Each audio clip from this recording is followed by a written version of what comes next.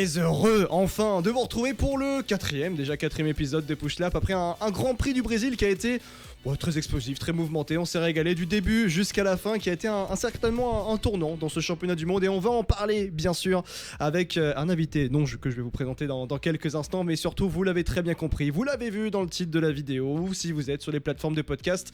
Eh bien oui, la fracture au sein même de la Scuderia Ferrari. Je ne dis pas ça avec le sourire, bien sûr, mais c'est juste que ça fait sourire, parce que Ferrari, c'est toujours la même chose. Et on va en parler, bien sûr, après, bien sûr, ce Grand Prix du Brésil. Le Push Mag, sans l'oublier, bien sûr, et le push de la commu, vos questions sans les oublier, elles sont extrêmement importantes, vous allez voir. On a choisi plutôt une bonne question, un fait d'armes donc dans ce Grand Prix du Brésil entre Oscar Piastri et Andrea Kimi Antonelli. Introduction un petit peu express, je le conviens, forcément, on est un petit peu en retard, mais avant tout, bien sûr, pour commencer... Eh ben il est là. Oui, alors pardon, j'aurais peut-être dû faire un plan large. Je l'ai agressé en mode il est là. T'inquiète.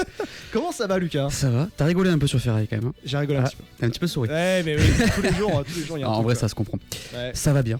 Ça va bien, tranquille. Bon, on est post-Grand Prix du Brésil, tout va bien. Novembre, petit manteau, petit pull. Petit Petit thé. Mercedes arrivé. Ce qui était très drôle, c'est que j'étais à deux doigts de prendre la même veste ce matin pour venir. On a eu George Russell et Antonelli. On l'a tous, honnêtement, la dernière fois que j'ai vu Hydro, il avait cette veste. Oui, il a cette veste. Donc, voilà. Il a également cette veste. Bon, en vrai, il y a beaucoup d'actu pour toi en ce moment. De ouf, pour moi, tu veux dire? Ouais. Oui. Pour la F1, globalement, pour moi, Non, oui, pour toi. ça se passe. On fait plein de trucs, c'est cool. Ouais, la nouvelle collection, Slick. Nouvelle collection Slick, effectivement, j'ai un t-shirt aujourd'hui. Ouais. Voilà. On a lancé ça il y a pas longtemps, on peut nous retrouver sur Insta. Ouais, en fait, on vise Noël, on veut faire plaisir aux fans. Voilà, Ouais. fans de F1. Et ça semble très bien se passer. Ça se passe bien, en fait, les gens sont contents d'avoir quelque chose que tu peux mettre en dehors d'un circuit, quoi. Donc, Ouais, et surtout, les saps sont hyper cool, trop bien. Merci. Donc, tu recevras les tiens bientôt. C'est ce que j'allais dire. Je reçois bientôt les miennes et franchement, j'ai trop hâte. Donc, notamment, est-ce que ça se porte à la salle aussi ou pas? Où tu veux. Tu peux faire ça, tu peux l'utiliser pour faire du sport, pour aller sur un circuit, pour te balader. Circuit, Formula I. Bien sûr. Ouais, bien sûr. Bon. Et comment tu sens un petit peu cette saison de 2025? C'est vrai qu'on va rentrer un peu dans le vif du sujet directement.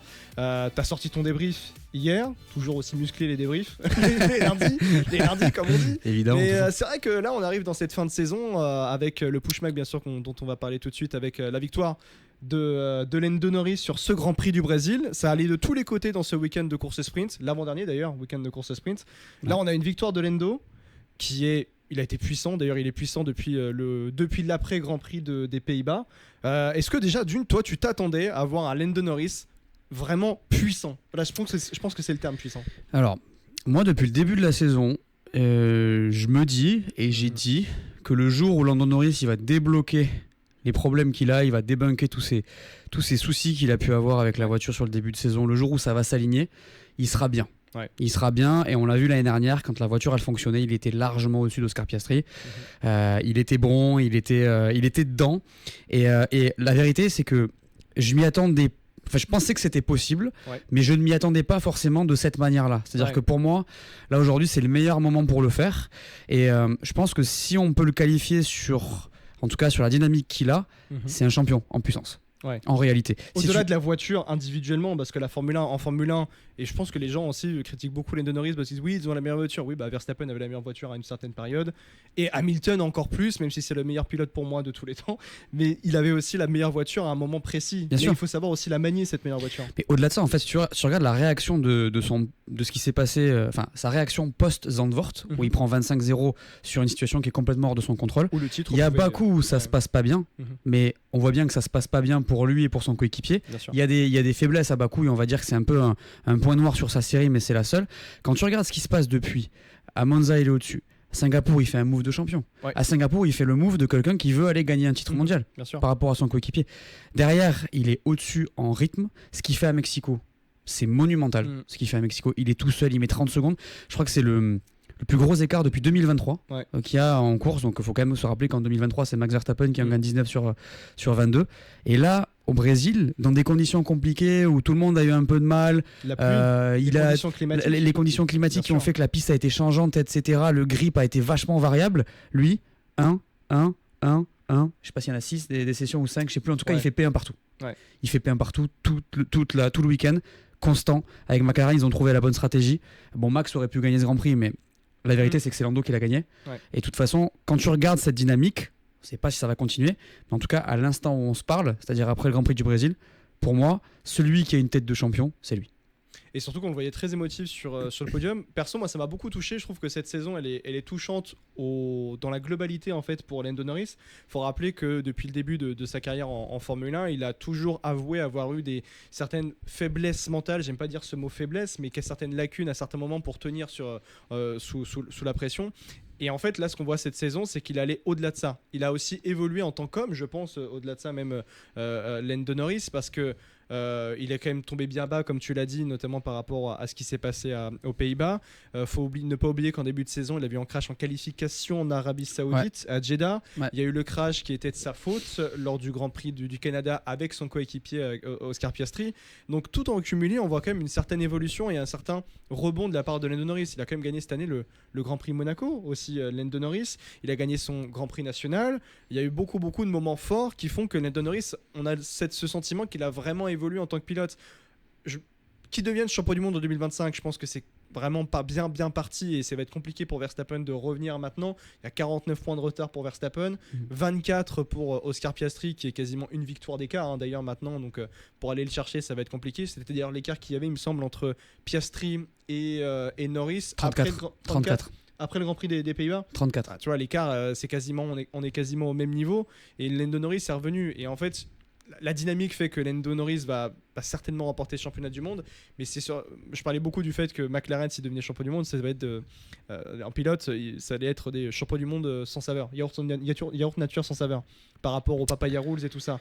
Je vais peut-être revenir dessus, parce que ce que fait Lando Norris aujourd'hui, même s'il y a eu toutes les papaya rules, en fait, moi franchement c'est très fort. Franchement la puissance qu'il a, franchement c'est exceptionnel. Si ça avait été champion du monde constructeur comme on l'a vu et champion du monde pilote, Piastri avec un choix, là ça aurait été sans saveur. Ce qui se passe aujourd'hui prouve justement tout ce pourquoi moi je milite entre guillemets, c'est qu'on arrête avec les choix, etc.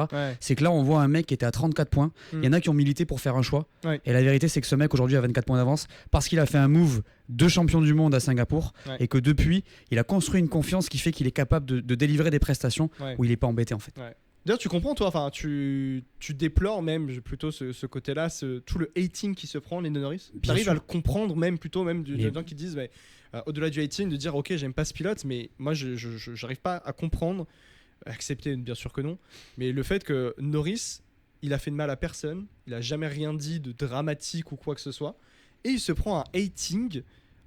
En mode, il avait fait les pires horreurs en Formule 1, les pires accrochages, même d'ailleurs. Alors qu'il n'y a pas de comparaison à avoir avec d'autres pilotes, mais je parle juste de ce question. C'est incompréhensible ce hating. Moi, j'ai pas de pilote préféré à part Fernando Alonso. Tu vois, là, j'essaie de regarder les courses vraiment objectivement. Bien sûr, parfois, j'ai des affinités, mais pour le coup, entre les deux, là, pour moi, c'est vraiment que le meilleur gagne, il n'y a pas de souci, tu vois. Et effectivement, quand tu regardes ce qui se passe avec Lando Norris, moi, je pense qu'aujourd'hui, il y a des gens qui doivent se les bouffer, tu vois, entre guillemets, parce qu'il y a eu énormément de critiques, il y a eu énormément de trucs qui ont été dit, mais je pense qui étaient biaisés du fait justement de ce hating, tu vois, qui était complètement déplacé par rapport à lui.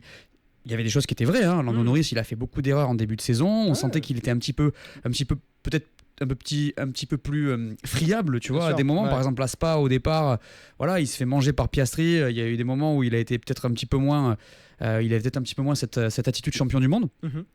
Mais sur l'ensemble de la saison, moi c'est ce que je voulais voir, je voulais que le meilleur gagne. La vérité. En fait, la meilleure combinaison voiture-pilote gagne. Max, il n'a pas eu de chance parce qu'on sait que Max Verstappen est le meilleur pilote de cette grille. Il n'a pas eu de chance. Red Bull n'a pas réussi à trouver le bon réglage, ou en tout cas à exploiter cette voiture à l'optimum toute la saison. Là, on voit bien que ça va mieux. Mais le seul truc qu'on peut peut-être reprocher à Lando, c'est qu'il ne s'est pas vraiment battu avec Max sur la piste. C'est peut-être le seul truc qui va manquer. Mais en tout cas, sinon, qu'est-ce que tu veux lui reprocher aujourd'hui ? Il a fait des erreurs, mais après, le propre des champions, c'est de pouvoir se relever. Toujours, il s'est toujours relevé. Et Verstappen aussi, il y a eu des erreurs, de multiples erreurs dans ses titres de champion du monde, et il est allé gagner le titre à la fin de la saison. En 2021, il y a eu énormément d'erreurs, de part et d'autre, entre Hamilton bien sûr et Max Verstappen, mais à la fin, c'est lui qui a gagné. En 2023, même en 2022, il y a eu des erreurs, il y en a eu très peu bien sûr, mais après, même s'il avait la meilleure voiture, il s'est quand même relevé. Et ça, aujourd'hui, Lando Norris, c'est indéniable qu'on le voit évoluer et on le sent vraiment juste intouchable. Même si Verstappen est dans un bon jour, j'ai pas le sentiment qu'il puisse aller battre Lando Norris aujourd'hui, tu vois. La saison n'est pas finie. Pas finie, bien sûr. Au moment où on se parle, c'est après le Grand Prix du Brésil. Et évidemment, on parle sous couvert de ce qu'on a vu dernièrement, tu vois. Mais c'est vrai que sur la tendance, il est quand même assez impressionnant. En fait, tu vois les erreurs qu'il faisait en début de saison, notamment en qualif, il les fait plus. Ouais. Là, il y a un indice qui est, moi, je trouve incroyable par rapport à sa confiance, etc. C'est, tu vois, en Q3 au Brésil, il fait une erreur sur le premier run. Derrière, il sort la pole 3 dixièmes. Ouais. On avait même un doute, on s'est dit putain, Antonelli peut le faire là. Ouais, tu vois, mais... ouais, il y a eu, enfin non, pas 3 dixièmes, 1 dixième. Pardon, 1 dixième sur Antonelli. Mais tu vois, à l'époque où il était peut-être un petit peu dans une forme différente, je suis pas sûr qu'il serait allé chercher la pole. Tu vois. Là, je suis d'accord. En ayant bloqué sur son premier run, qui est censé être le run qui te permet de mettre un tour en banque et donc derrière être un minimum safe, il était P10 Lando Norris. Tu vois. C'est quand même, je trouve, assez parlant. Bah, parlant et révélateur. J'avais parlé un petit mot sur Oscar Piastri, mais en fait le truc c'est que le dernier épisode, on a très longtemps parlé effectivement sur Oscar Piastri, l'avant-dernier épisode, pardon. Rapidement, est-ce que le choke pour toi est compréhensible ? Oui, évidemment. En fait, je pense que les gens oublient qu'on parle d'un pilote qui a commencé il n'y a pas si longtemps en Formule 1. C'est sa 3e saison, il joue le titre pour la première fois de sa carrière. Cette fin de saison révèle, je pense, qu'il y a plein de choses qui l'ont perturbé. Je pense que c'est pas évident d'être hermétique à tout ce qui se passe. Je pense que peut-être que le 25-0 l'a mis dans une position difficile aussi mentalement, malgré tout, c'est-à-dire qu'il est devenu le chasseur. Je pense qu'il y a des circuits, et il l'a dit, sur lesquels il a encore du mal, comme ça a été le cas à Austin et à Mexico. Là, on a vu une performance qui est relativement revenue. Ça allait mieux, même s'il est encore loin de Lando Norris. Ça ressemble à l'année dernière quand même. Ça ressemble quand même à l'an dernier. Moi, je pense qu'il a une marge de progression. Je pense que Lando Norris, aujourd'hui, il est dans sa 7e saison de Formule 1. Je pense que Max Verstappen a été champion en 2021 sur sa 7e saison de Formule 1. Et je pense qu'il ne faut pas oublier que l'expérience est importante. Qu'on a en face de nous un pilote qui, mine de rien, manque d'expérience à ce niveau-là, et que peut-être que c'est pas si anormal ce qui se passe avec lui. Même si on a vu un robot, même si on l'a appelé Ice Boy au début de la saison, tu vois. Une saison, c'est long, et puis on n'était pas à l'abri de le voir changer de dynamique. Il s'est passé plein de choses, c'est pas évident, mais moi je suis pas du tout étonné, et je vais pas lui jeter la pierre. Je pense que tout ce qui lui arrive, c'est des apprentissages, et je pense qu'il aura appris, par exemple à Monza, que quand ton équipe, elle te dit laisse passer ton coéquipier, faudra dire non. Voilà. Et aussi même, pour rajouter, je pense aussi que McLaren aussi a un peu tué son pilote, notamment avec la question de Monza, la question aussi à Singapour, tu parlais de move de Lando Norris, ce move-là de ne pas avoir, où Piastri s'est peut-être senti aussi un petit peu délaissé par McLaren. Il y a aussi ses erreurs personnelles. L'Azerbaïdjan, tu fais un double crash en moins de 24 heures avec les qualifications et la course derrière. Tout en cumulé fait que tu peux aussi perdre confiance en toi, perdre confiance en ton écurie, et ne pas te sentir dans un environnement, je parle pas environnement peut-être seulement McLaren, mais juste toi en ton sein, tu peux juste perdre dans ta confiance, quoi. Pour moi, tout ça n'est pas forcément lié à ça. Effectivement, on peut avoir cette théorie. Moi, j'aime pas trop cette théorie de dire que McLaren a cassé son pilote, parce que la réalité, c'est que pas de sabotage. Attention. Non, mais casser son pilote, on va dire, dans la tête avec les actions, etc. C'est sûr que leurs papaya rules, elles sont bordéliques, et que effectivement ils ont déconné à un moment donné. En fait, ils ont déconné sur le principe même, sachant qu'ils auraient dû juste oublier ça et les laisser se battre. Tu vois. En dehors de ça, moi, je suis pas trop d'accord avec le fait qu'il l'ait cassé. Je pense que les pilotes ont une responsabilité, qu'elle soit de tirer la couette vers eux en ce qui concerne l'émotion, et donc amener l'équipe dans leur sens. Et c'est pour ça que quand on parle de favoritisme vis-à-vis de Lando Norris, moi, je suis persuadé que McLaren préfère que Lando Norris gagne, mais je suis aussi persuadé que Lando Norris fait un travail différent à ce niveau-là, et que peut-être que c'est grâce à ses propres actions et sa personnalité peut-être qu'il tire la couette vers lui de ce niveau-là. Et je pense que les plus grands pilotes ont toujours réussi à faire ça au sein des équipes. C'est un problème que Fernando Alonso, que j'adore, a toujours eu, tu vois, typiquement. Donc j'ai du mal avec ça. Je pense que pour Piastri, je préfère le voir, au lieu de dire que McLaren l'a cassé, je préfère le voir en mode apprentissage. À partir de maintenant, il faut que lui-même il soit hermétique par rapport à son équipe, parce qu'il y a des choses qui vont être faites, parce que McLaren a peut-être géré ça d'une certaine manière. Certains diront que, par exemple, moi, tu vois, j'ai parlé avec des gens du paddock qui ont dit que ce qui s'est passé à Monza, c'était une masterclass, tu vois. Des gens qui sont dans des équipes, parce que McLaren se dédouane complètement et respecte ce qui potentiellement a été dit avant. Derrière, c'est la responsabilité du pilote. Tu vois, c'est un peu comme dans une course, tu dis est-ce que tu veux tenter cette stratégie, ou alors est-ce que tu as une idée, on te propose une stratégie, le pilote y va et c'est sa décision. Comme ça a été le cas par exemple en Hongrie.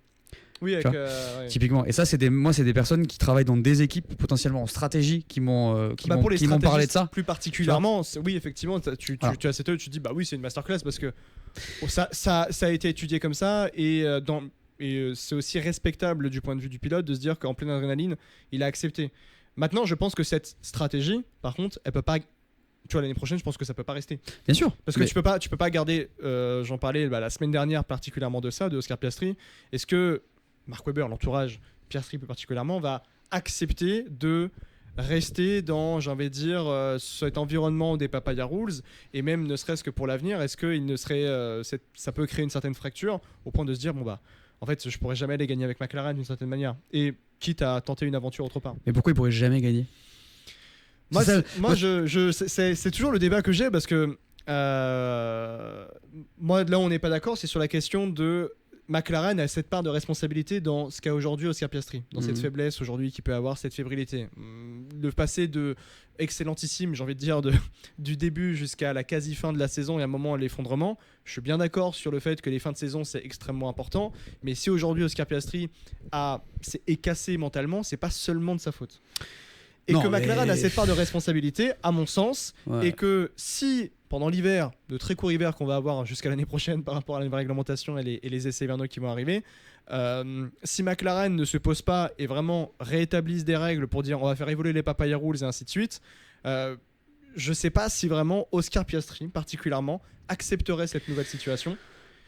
Et partirait sur. En fait, si tu veux, moi je suis d'accord avec le fait qu'ils font n'importe quoi, notamment sur la forme. Après, encore une fois, on n'entend pas toutes les radios à la télé. Faut pas oublier tout ça. Hein. On sait pas tout ce qui se passe dans les briefings, débriefings, etc.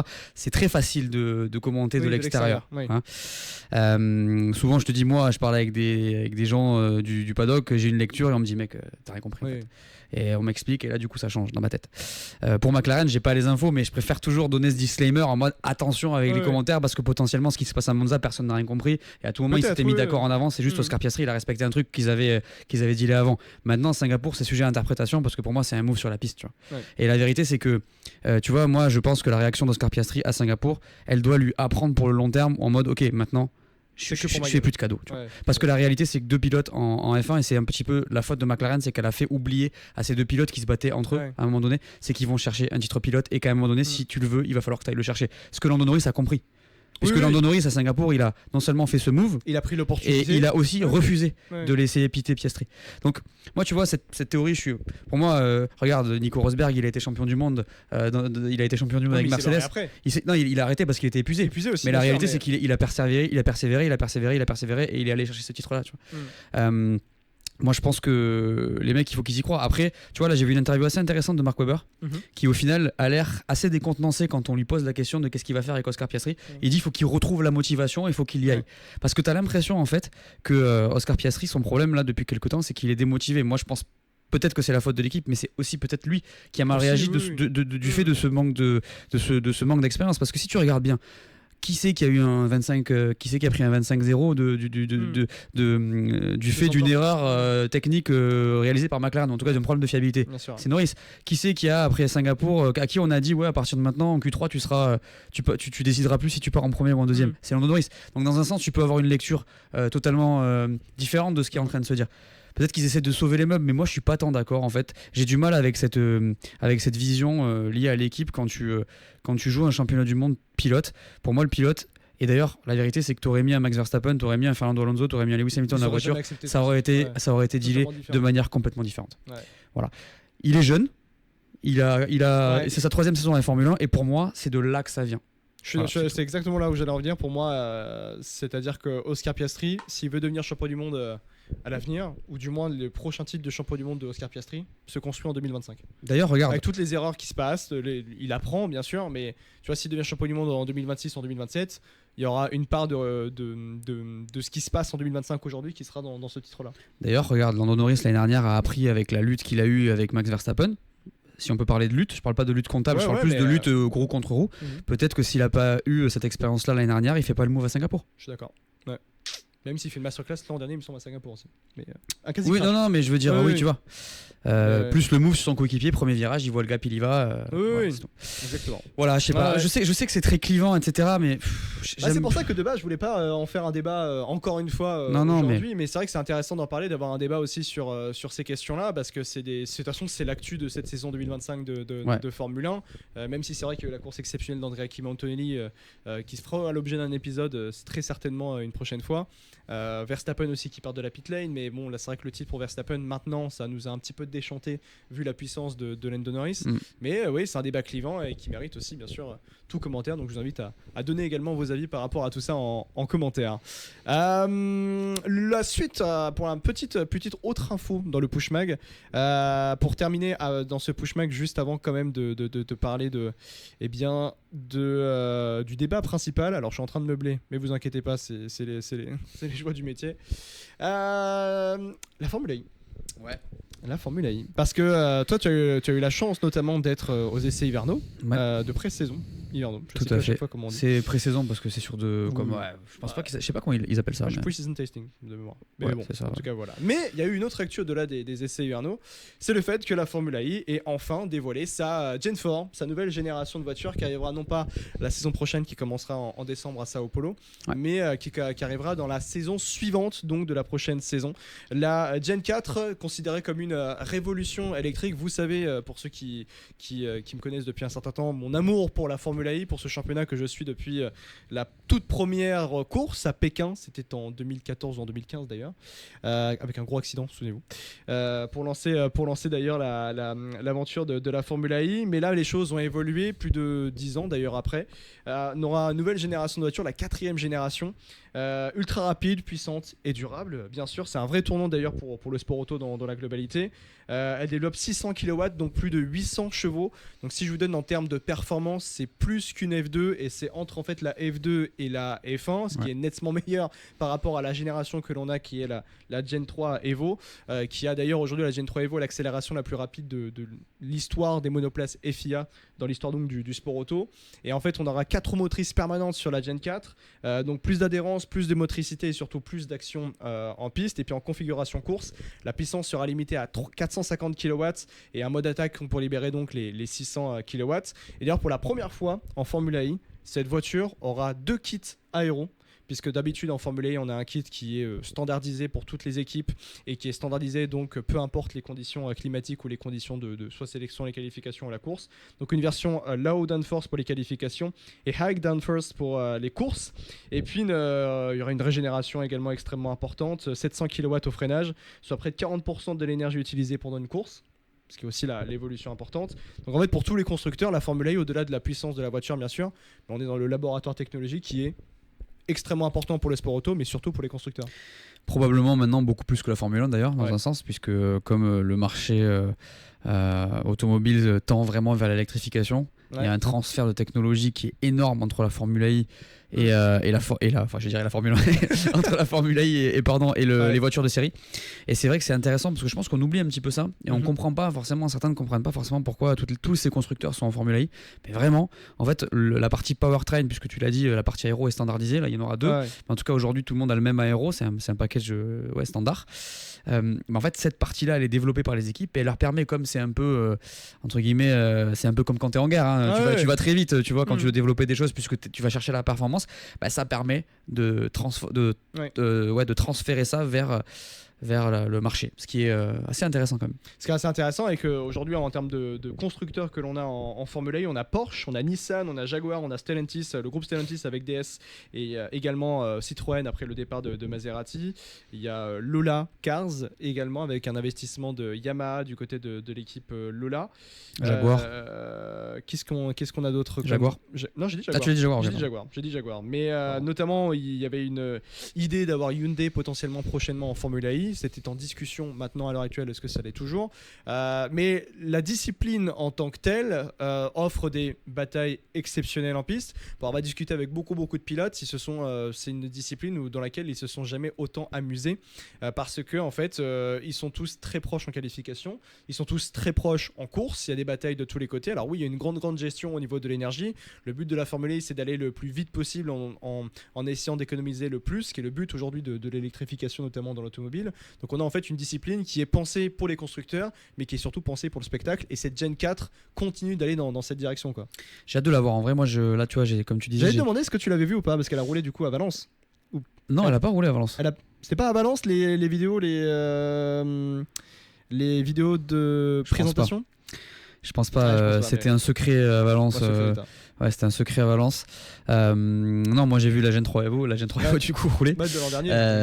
Ce qui est déjà intéressant, mais c'est vrai que celle-là, tout le monde en parlait. Et effectivement, j'ai parlé avec un ingénieur de chez DS qui m'a pas mal expliqué les détails et les progrès, on va dire, qu'il y a sur cette nouvelle version.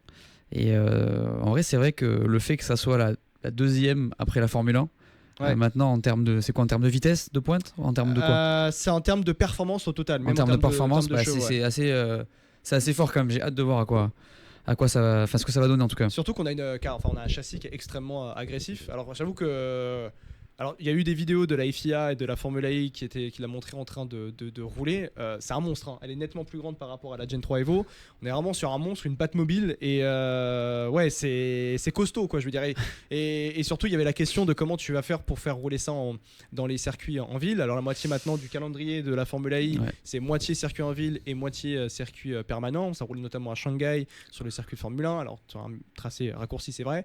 Il y a le tracé de Valence où il y a eu les essais hivernaux. Non, il y a eu, c'est le circuit de Madrid, c'est Jarama, je crois de mémoire. Maintenant, c'est pour notamment ça. Il y a Jeddah aussi également sur une partie un petit peu plus réduite. Jeddah qui est d'ailleurs un circuit que j'ai un prix où j'ai eu l'occasion d'être invité l'année dernière et c'était incroyable. J'ai découvert l'Arabie Saoudite notamment et c'était vraiment une magnifique expérience là-bas. L'accueil, Lost là-bas, c'était vraiment fantastique. Et puis surtout le circuit en tant que tel, le circuit de Jeddah. Moi, au-delà, je vais très souvent bien sûr sur le circuit de Monaco, mais découvrir aussi des nouveaux circuits, c'est absolument incroyable. Et le e-prix en particulier de Jeddah offre aussi beaucoup de spectacles dans la version Formula E. Et c'est pour ça que tous les circuits que l'on a maintenant en FE offrent du spectacle et bien sûr reste toujours une formule un peu sous-cotée. En fait, si tu veux, moi cette année pour la première fois j'ai vu une course. Bon là j'ai vu les essais, mais j'ai été à Monaco aussi. Et pour le coup, c'est vrai qu'à Monaco c'est cool et c'est pour ça que j'espère que ça va continuer à l'être. J'espère qu'elles seront pas trop grandes parce qu'à Monaco, mine de rien en Formule 1, t'as une course. À différence de toutes les autres d'ailleurs disciplines, que ce soit en F2, F3, Porsche, Formule 1, ce n'est toujours en qualification, alors qu'à Monaco, pas du tout. Ça se met sur la tronche, ça fait la course, ça fait plaisir, honnêtement, t'as une course. Et ça, franchement, à Monaco, c'est quand même. Enfin, tu te dis ça devrait être le cas sur un circuit, mais pour le coup, à Monaco, en Formule 1, tu l'as et ça fait plaisir. Ouais, c'est vrai, à Monaco. En tout cas, voilà, la Gen 3 Evo, ce sera pour dans un an. La prochaine saison de Formule 1, elle commencera à Sao Paulo au mois de décembre pour la saison 13. Est-ce que c'est saison 13 ou saison 12 ? 2014, la première. Bon, faites le calcul. Faites le calcul. Mais voilà, en tout cas, pour la prochaine saison de Formule 1, avec l'arrivée de Citroën, notamment en FE, il y aura une belle bataille. Il y aura surtout. J'ai eu la chance de discuter avec Nick Cassidy qui est pilote aujourd'hui maintenant du côté de chez Citroën. Il a passé toute sa carrière en FE du côté de chez Jaguar et en même temps du côté de chez Envision. Donc il y a beaucoup de choses à voir par rapport à cette nouvelle saison et beaucoup de choses passionnantes. Donc notamment pour le e-prix Monaco. Je crois que les places sont déjà dispo, donc allez les prendre bien sûr. Donc voilà pour la Gen 4, les copains. Bon, il est l'heure de passer au plat de résistance. Quand tu veux, je suis prêt. Tu m'as dit que tu n'avais pas forcément tout vu par rapport à ce qui s'était passé. J'ai pas tout suivi, j'avoue. Le débrief a été chargé, j'ai eu pas mal de choses à faire. C'est que sachez que c'était un truc en off. J'aimerais bien savoir comment toi tu vis tes lundis. Parce que moi mes lundis forcément aussi je fais alors moi c'est doublement parce que c'est différent plutôt pas doublement mais c'est à dire que je prépare la vidéo du matin, le TikTok en question vertical et ensuite je prépare Push Lap. Mais toi c'est vidéo YouTube donc c'est beaucoup plus de prod. On va dire qu'avant c'était bien pire que maintenant parce que maintenant j'ai des prestataires qui sont extrêmement bons. Et donc j'ai réussi à faire en sorte que le montage soit vraiment sous-traité. Honnêtement sur le débrief le lundi j'y passe que la demi-journée de l'après-midi. D'accord. Que l'après-midi. Avant j'y passais toute la journée. C'est là où c'est un petit peu chaud, c'est le dimanche. Parce que du coup j'écris la vidéo tout de suite, je filme et là tu vois j'ai filmé entre 1 et 2 quoi, tu vois. Donc entre 1 et 2 après tu te lèves comme une journée normale et là où c'est difficile sur les grands prix les grands prix dont les départs sont le soir, c'est que du coup ta semaine derrière elle est un petit peu difficile parce que tu as un manque de sommeil assez fort mais On y arrive bien, il n'y a pas de problème. Il n'y a pas de souci. C'est sûr. Bon, il est l'heure de passer au plat de résistance, les copains. Vous l'avez très très bien compris, vous l'avez vu dans le titre de la vidéo.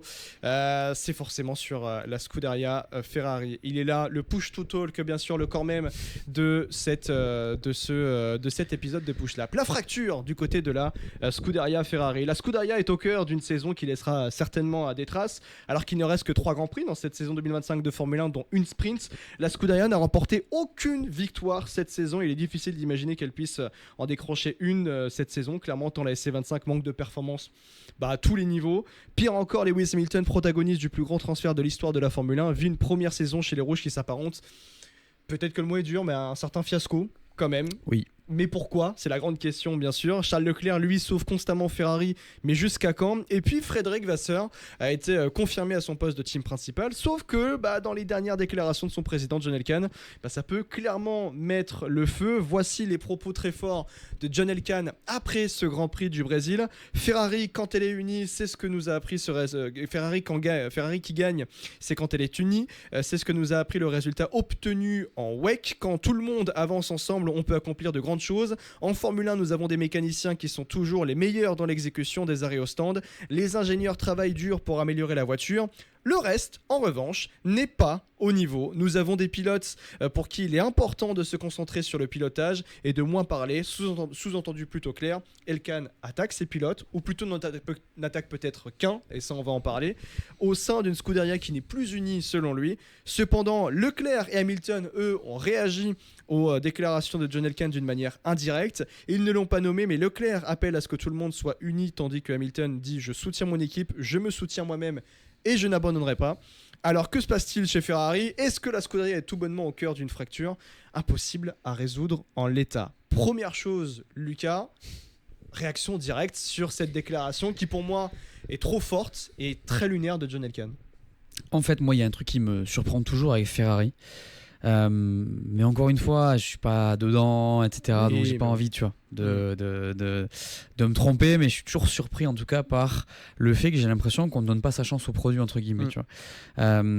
J'ai l'impression qu'avec ce genre de déclat, alors il y a sûrement pas de fumée sans feu, il se passe sûrement des choses qui ne plaisent pas à John Elkann, mais c'est vrai que j'ai quand même l'impression que tous les gros projets se construisent en prenant le temps. Ouais. J'ai l'impression que tous les projets dans l'histoire de la Formule 1, en tout cas, quand tu regardes McLaren aujourd'hui, ce qui se passe, ça fait un moment que c'est parti, tu vois, McLaren. C'est Zak Brown, ça fait quoi, 8-9 ans tu vois, ça fait très longtemps, et en plus de ça, qu'on se souvient d'un début de saison 2023, la première saison de Piastri, ils sont derniers d'arrêt. Ils sont derniers, donc ça prend du temps, et puis tu te dis peut-être que ce qui s'est passé en 2020, à partir de 2024, puis 2025, 2024-2025, ça se construit. Ferrari, c'est pareil à l'époque, d'ailleurs j'ai l'impression qu'il a oublié, mais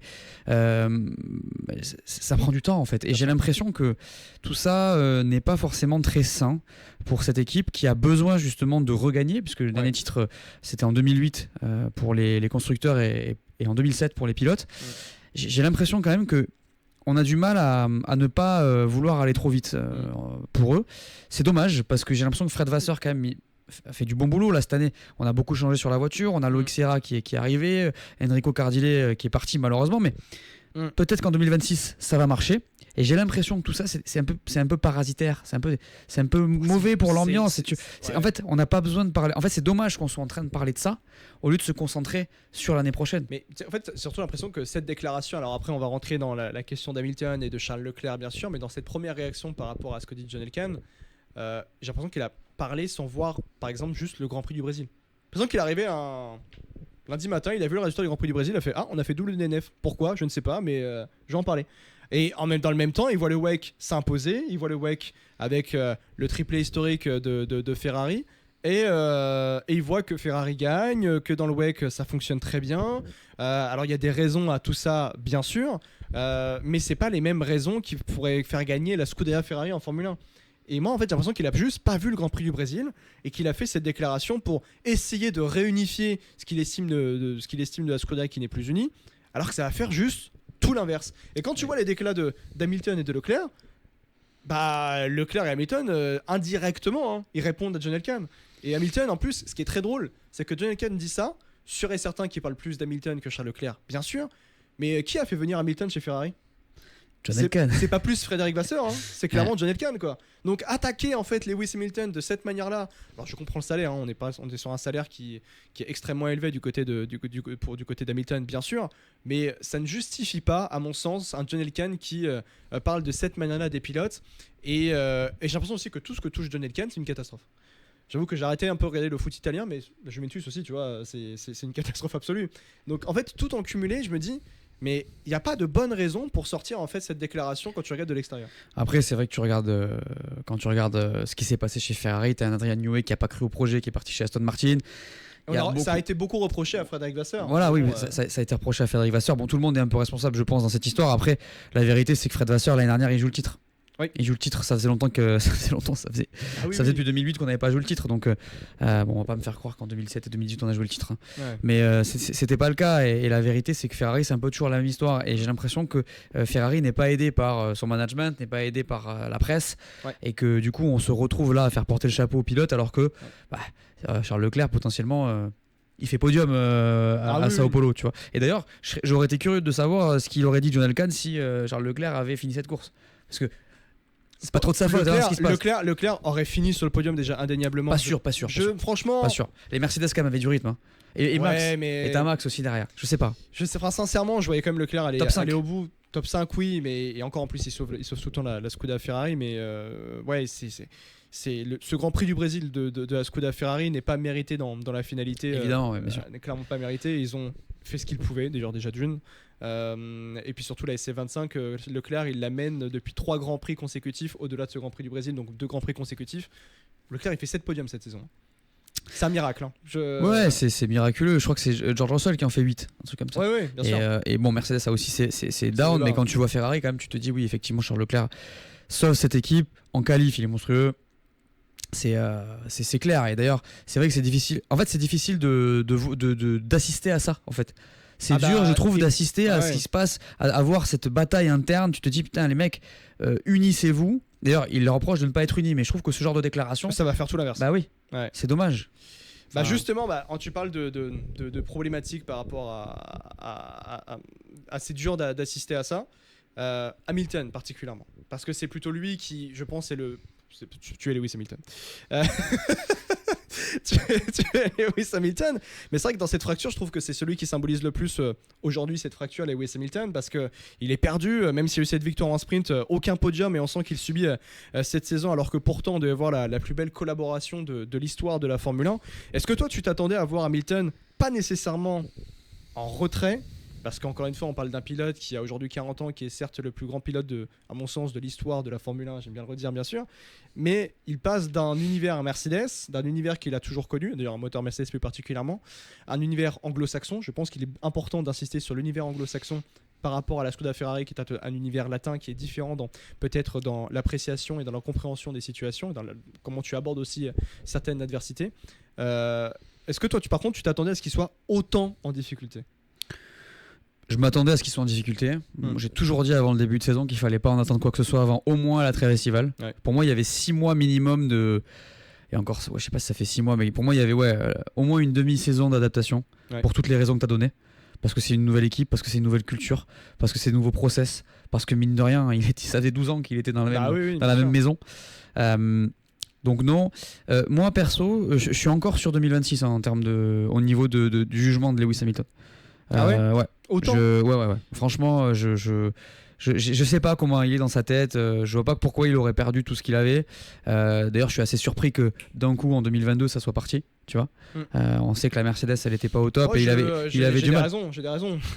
Moi je pense toujours que Abu Dhabi 2021 l'a tellement. Ouais, mais. Tu parles de 2022 particulièrement, tu vois. Oui, en 2022, mais tu vois, en 2023 il fait une super saison. En 2024 il va chercher des victoires. Je pense pas que ça l'ait bousillé, et je pense que son transfert chez Ferrari a peut-être été plus difficile que lui l'imaginait. Moi j'ai toujours pensé que ça serait compliqué, parce qu'arriver chez Ferrari c'est jamais facile.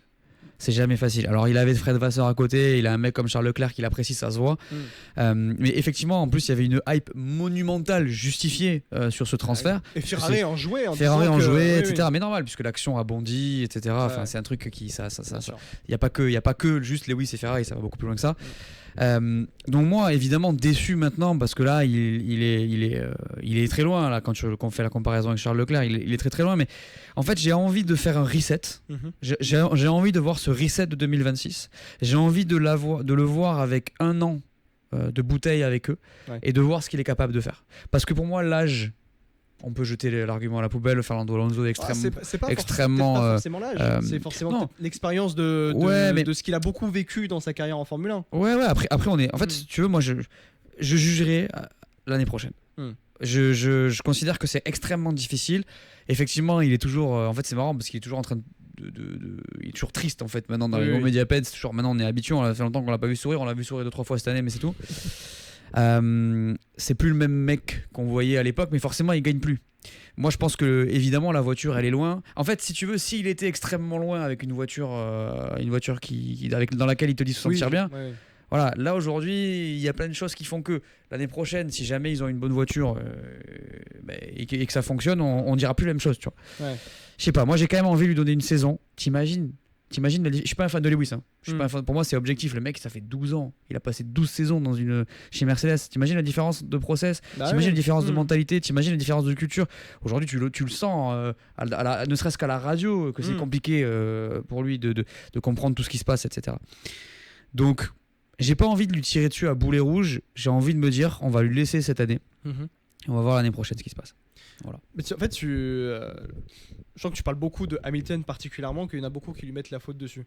Moi, je suis même pas, pas avec ce que tu dis, mais je suis pas d'accord en fait avec notamment les gens qui disent oui, Hamilton a sa part de responsabilité aujourd'hui dans cette fracture qu'il peut y avoir entre lui et cette voiture plus particulièrement, même dans la fracture dans la globalité que peut avoir la Scuderia Ferrari, parce que moi, j'avoue que par contre, je suis beaucoup plus pessimiste que toi vis-à-vis de l'avenir. En fait, j'ai pas d'avis. Non, mais je sais que toi, en fait, t'attends 2026. Ouais. Moi, c'est ce que je comprends. Et je comprends cet avis. Mais j'avoue que je suis beaucoup plus pessimiste, en fait, parce que, en fait, on a le sentiment que ça ne peut pas s'arranger. Ouais. Tellement, en fait, je suis pessimiste par rapport à tu vois, les déclarations de John Elkann. Je trouve que déjà qu'elles n'ont pas lieu d'être, parce que, ça, comme tu l'as dit, ça rajoute, en fait, de l'animosité. Et que aujourd'hui Hamilton, déjà on le sent vraiment dévasté, on se sent perdu par rapport à cette voiture. Il a quand même dit, Lewis Hamilton, je me sens inutile. Vous vous rendez compte qu'il y a un septuple champion bien sûr, qui a dit je me sens inutile dès la première saison de ce qui est censé être la plus belle collaboration de l'histoire de la Formule 1, ce qui devait être d'ailleurs à l'heure actuelle la plus belle collaboration de l'histoire de la Formule 1. Et aujourd'hui cette première saison, pour moi c'est un fiasco. Tu as dit que toi tu étais d'accord avec ça, que c'était aussi un fiasco, et que par rapport à cette question-là, de ce transfert-là et de cette saison-là, il faut aussi peut-être se poser la question, est-ce que la Scuderia Ferrari était prête à accueillir en 2025, je ne parle pas de 2026, mais aujourd'hui Lewis Hamilton. Vas-y. Non, vas-y. C'est que non, j'allais dire, est-ce que tu vois, dans une optique d'un changement de réglementation aussi fort, c'est le plus gros changement de l'histoire, il y a un changement aéro énorme, un changement de moteur qui est assez conséquent, mais très conséquent. Est-ce que le faire venir 1 an avant, c'est pas mieux? Est-ce que peut-être oui, est-ce que si il y a forcément des enjeux marketing à la base, etc. C'est quand même, tu l'as dit, c'est un septuple champion du monde. C'est le mec, c'est un des 2 mecs qui a gagné le plus de titres dans cette catégorie. Tu peux pas ne pas imaginer le faire venir en fait à un moment donné. Oui, t'es obligé, mais t'es obligé. T'as l'opportunité de faire venir Hamilton et de faire partir Carlos Sainz, qui était un excellent pilote pour la Scuderia Ferrari, qui a été vraiment un bon soldat, j'avais envie de dire ça. Excellent. Mais t'as l'opportunité de faire venir Lewis Hamilton. C'est compréhensible, évidemment, et on l'a tous compris, mais c'est juste que dans la question d'aujourd'hui, quand tu sais que Ferrari, dans cette saison 2025, a changé 99% de la voiture par rapport à l'année dernière, dans une dernière année de réglementation, ça a une part de... Tu gâches le plus gros transfert de l'histoire de la Formule 1. Je parle beaucoup de ça, parce que quand on voit aujourd'hui comment est Lewis Hamilton, son sentiment à chaque fois qu'il sort de la voiture, le mec, il est abattu, triste.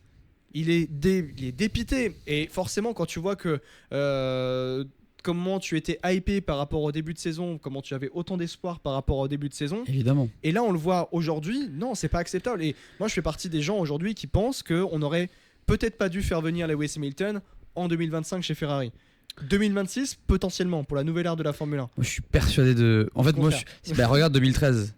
Il arrive en 2013, il a 1 an d'adaptation, mais c'est pas et derrière on passe en 2014. Tu savais que Mercedes n'allait pas jouer le titre en 2013. Là, Ferrari, quand tu fais venir Hamilton, Ferrari, de toute façon, chaque saison doit jouer le titre. En fait, si tu veux, si tu regardes ce qui s'est passé en 2025, tu vois qu'Enrico Cardile est parti, tu vois que Loïc Serra est arrivé, et moi je vois plus 2025 comme un brouillon de la suite qu'autre chose en fait. Quand tu regardes bien dans le détail ce qui s'est passé chez Ferrari, on a perdu des gens, il s'est passé un certain nombre de choses. Wolf Zimmermann aussi par grand-père du moteur. Voilà, on a changé la suspension, etc., etc. C'est quand même des gros changements, et effectivement 99%, on pouvait se dire ah merde 99%, mais la vérité c'est que ils ont fait ça parce que probablement ils étaient arrivés au plafond de l'ancien package. Donc la vérité c'est que ils étaient peut-être pas comme McLaren avec un potentiel énorme sur cette voiture, et c'est sûrement ce qui s'est passé. Moi je préfère le voir en mode il valait mieux qu'il arrive en 2025 parce qu'au moins il est habitué à tout ça. Ça va très vite aujourd'hui en Formule 1, t'as vu, on va dès février on va être en train de rouler. Donc il vaut mieux qu'il ait subi tout ce qu'il a subi avec Ferrari cette année, comme ça c'est fait, et derrière au moins il connaît les process, il connaît les gens, il s'est habitué. Je sais pas s'il parle italien, mais ça lui ferait du bien peut-être d'apprendre. ça l'aiderait, tu vois. Je sais pas aussi quelle est sa responsabilité vis-à-vis de ça. Est-ce que lui il se dit je suis Lewis Hamilton, j'ai pas besoin de parler la langue, alors que la réalité c'est que Charles Leclerc parle italien avec les gens, tu vois. Il y a aussi ça. Donc moi, c'est pas une question de verre à moitié vide ou verre à moitié plein, c'est pas une question de pessimisme. En fait, moi, j'essaie d'être pragmatique parce que je m'en fous, en fait. Non, mais c'est la réalité, c'est que j'essaie de regarder ça de manière pragmatique. Effectivement, quand tu regardes ce qui se passe avec Lewis Hamilton, c'est un fiasco, c'est dommage, mais c'est un fiasco à l'instant où on se parle. Peut-être que dans un an, on se dit putain, il joue le titre, c'est plutôt un fiasco. Ça se transformera en années d'apprentissage, tu vois. Donc, j'attends de voir, tu vois. Autre information d'ailleurs, parce que ça permet aussi un peu d'étayer ton propos, c'est le fait que selon les informations d'Autoracer, qui pour moi sont les meilleurs insiders d'informations autour de la Scuderia Ferrari, ils n'ont jamais une faute, eux d'ailleurs, de leur côté. Selon les informations d'Autoracer, en fait, Lewis Hamilton dérange certains ingénieurs, on va dire ça ainsi, au sein de la Scuderia Ferrari. En fait, certains ingénieurs de Ferrari ne sont pas satisfaits des commentaires d'Hamilton, et ce n'est pas un secret pour personne qu'un groupe de techniciens établis de longue date résiste à changer leurs habitudes en fonction des commentaires de quelqu'un venant de l'extérieur. Et je rejoins notamment l'analyse de Giuliano Duquesa qui en a parlé justement de ça. Ferrari est peut-être en train de faire la même erreur qu'avec Sébastien Vettel, ne pas savoir accueillir un homme qui peut changer la face de ton histoire. À l'époque, Sébastien Vettel, quand il arrive pour la saison 2015 en Formule 1 chez Ferrari, il ressort de l'excellence de Red Bull, et en fait, il n'avait pas eu l'opportunité de transformer Ferrari pour leur permettre d'être dans le droit chemin, de faire les bons choix, dans le développement notamment, pour aller chercher de nouveau des titres mondiaux. Et parce que certaines personnes ne voulaient pas écouter Sébastien Vettel, ne voulaient pas accepter la critique, ne voulaient pas accepter des changements. Et en fait, j'ai l'impression que, c'est même pas une impression, c'est ce qui semblerait ce qui est en train de sembler de se passer pour Lewis Hamilton. On parle du septuple champion du monde, de celui qui a, sur la dernière décennie, maîtrisé 5 longues années de Formule 1, qui a maîtrisé la Formule 1, qui a fait l'une des plus belles collaborations de l'histoire de la Formule 1 entre lui et Mercedes. Et ce que je n'arrive pas trop à comprendre, c'est pourquoi en fait Ferrari ne veut pas en fait, certains ingénieurs ne veulent pas écouter Lewis Hamilton. Et parce qu'en fait, on va surtout retourner dans un éternel recommencement. Avec Vettel, Alonso, c'était pareil. Raikkonen, à un moment, c'était même pareil quand il est revenu du côté de la Scuderia Ferrari. Et même Leclerc aussi, à certains moments, il y avait eu des échos par rapport à ça, que certains ne voulaient pas changer et rester un petit peu dans leur univers d'une certaine manière. Toi, quand t'entends un petit peu ce genre de choses, est-ce que t'as même un peu peur, tu vois, le 2026, mais tu vois, tu disais, il y a toujours un truc avec Ferrari, mais c'est un peu ça aussi, tu vois. Ça fait écho un peu à l'état des lieux qu'il y avait à l'époque dans les années 90, je pense. Tu sais, ça a mis du temps. Il a fallu Jean Todt, il a fallu Michael Schumacher aussi, tu vois, pour faire bouger les choses. Ross Brown qui était arrivé aussi. Ross Brown, ils avaient une équipe de fous. Et d'ailleurs, beaucoup d'Italiens, mais aussi beaucoup d'autres nationalités. Aussi, mais d'autres nationalités. Ouais, c'était vraiment des Avengers. Et tout ça a mis du. Non, mais c'est devenu des Avengers. C'est-à-dire que c'est devenu des Avengers. C'est un peu moi j'aime bien. Bon, j'aime pas. On va pas parler de foot, mais pour moi une équipe qui va gagner au foot, c'est une équipe qui met du temps à se construire. Et donc qui va gagner au bout d'un moment, mais ça devient des Avengers ensemble. C'est pas un truc. Les Galactiques, ça marche pas. Tu vois. Luis Enrique. Voilà, exactement. Luis Enrique, il a plein des équipes comme ça. Liverpool, si tu veux. Plein. On n'est pas là pour parler de foot, mais c'est un exemple qui, je trouve, résonne pas mal, puisque une équipe, et c'est ce qu'on disait tout à l'heure, regarde que Red Bull de Christian Horner, ils arrivent, ils mettent Christian Horner en 2005, 2006 New Way, 2007 rien, 2008 rien, 2009 ça joue le titre, 2010 c'est champion. Ça met plusieurs saisons, tu vois. Et la réalité, c'est qu'il y a beaucoup de changements chez Ferrari et je pense qu'il faut réaliser que tout ça prend du temps et il y a peut-être, tu vois, culturellement aussi, des gens qui ont de l'ego, etc. Et politiquement, ça va pas être facile. Alors ça, certains te diront, c'est la responsabilité de Fred Vasseur d'insuffler ce truc-là. Je sais pas. Moi, j'ai l'impression quand même que Fred Vasseur, l'année dernière, il joue un titre et qu'il a, s'il n'y a pas toutes ces perturbations, tout pour y arriver à terme. La voiture, c'est son input, entre guillemets, c'est lui qui impulse ça, mais c'est pas lui qui l'a fait la voiture. À noter juste que l'année dernière, la voiture en question, la SF25, au moment de la finalisation de la conception, il y a Enrico Cardilli qui part. Mais oui, c'est ça. Qui était le directeur technique. Donc aussi, ça joue dans les mauvais résultats, notamment en début de saison de cette SF25.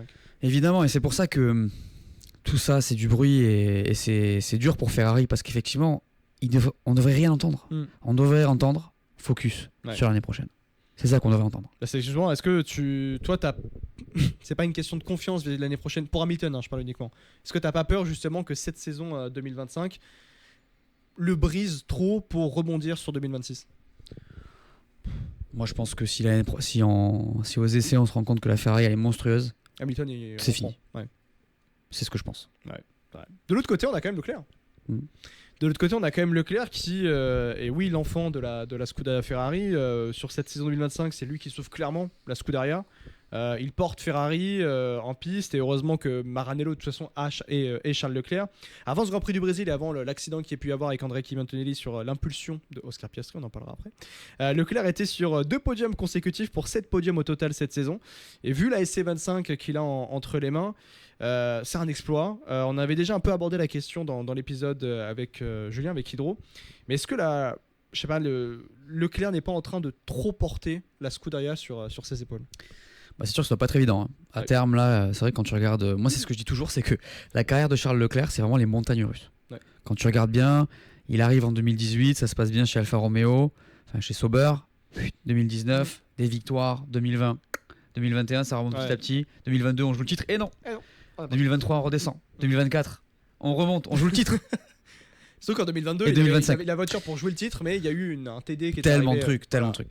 Et c'est sûr que ça va être usant pour Charles Leclerc, mais moi, c'est que je suis assez persuadé que Charles Leclerc est un mec qui dès qu'il aura la voiture, jouera le titre.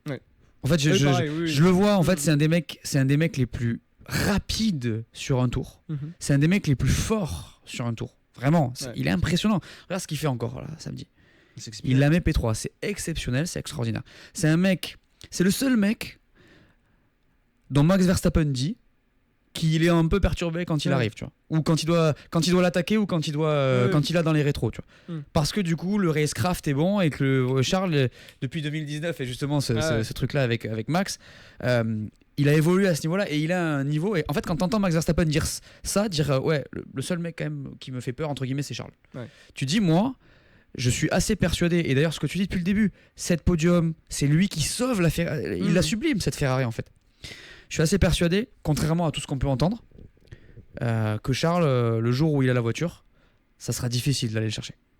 Moi je pense qu'il deviendra champion du monde. On avait misé avec Julien, que Leclerc jouerait le titre avant 2030. Et que ça pourrait être avec... Avant 2050. Non, mais quand tu vois le projet de la Scuderia Ferrari, ça met du temps, tu vois. Tout met du temps, en fait. Et que c'est peut-être lui, finalement, le prochain champion du monde de la Scuderia Ferrari. Mais sauf qu'aujourd'hui, en fait, surtout avec les propos de John Elkann, alors que même si c'est peut-être destiné uniquement à Lewis Hamilton, il parle des 2 pilotes, John Elkann. Dans ses fractures, justement. Il parle des 2 pilotes. Les pilotes doivent moins parler et plus piloter. Bon, en fait, tu dis ça à Charles Leclerc, je trouve ça quand même assez... Enfin, publiquement, d'ailleurs, franchement, tu inclus Charles Leclerc dedans, c'est lunaire. C'est le mec qui a peut-être le pilote qui s'est plus dévoué dans l'ère moderne de la Formule 1 à la Scuderia Ferrari. Le mec ne peut pas faire plus. Il ne peut pas faire moins d'ailleurs. Il fait ce qu'il doit faire et il maximise tout le temps en fait Charles Leclerc. La moindre opportunité, Leclerc fait des merveilles. Ne serait-ce que l'image, mais il n'a pas la marge possible que peut avoir McLaren ou Red Bull sur la durée. Leclerc, c'est un peu le pompier de service du côté de chez Ferrari, mais sauf que même les pompiers se fatiguent quand une maison en fait brûle tous les week-ends. C'est clairement ça. Et je parlais des deux derniers week-ends de Grand Prix avec podium pour Leclerc, mais Ferrari a relevé la tête lors des 2 dernières courses, principalement parce que Leclerc a pu déplacer notamment l'équilibre de la voiture, l'équilibre vers l'arrière au niveau du freinage, parce qu'on avait le fameux lift and coast, souviens-toi, le fameux LICO, qui était là pour protéger les températures du système de freinage. Et puis on a appris que ça représentait à lui seul 30% de l'écart final en course. C'est quand même colossal comme handicap pour que Hamilton et Leclerc puissent gérer ça. Et derrière, comme je le dis, t'as John Elkann qui arrive et qui dit ouais, seule l'unité va compter, ainsi de suite, faut que les pilotes parlent moins, et ainsi de suite. En fait, c'est que tu te mets dans la position de fan de Charles Leclerc ou même de Charles Leclerc tout seul, tu te dis mais faut que je fasse quoi en fait ? Faut que je fasse quoi pour aider encore plus cette écurie ? Ouais, je te dis, comme tu dis au début, je pense que John Elkann, il a vu le WEC, il a dit oh, ça c'est bien, ça c'est pas bien, vas-y, let's go, tu vois, il a parlé, et puis voilà. Mais effectivement, le pompier, c'est une bonne image.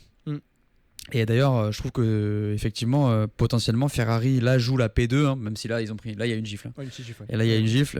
Peut-être que sans lui, Ferrari joue juste pas la P2, tu vois. Ouais.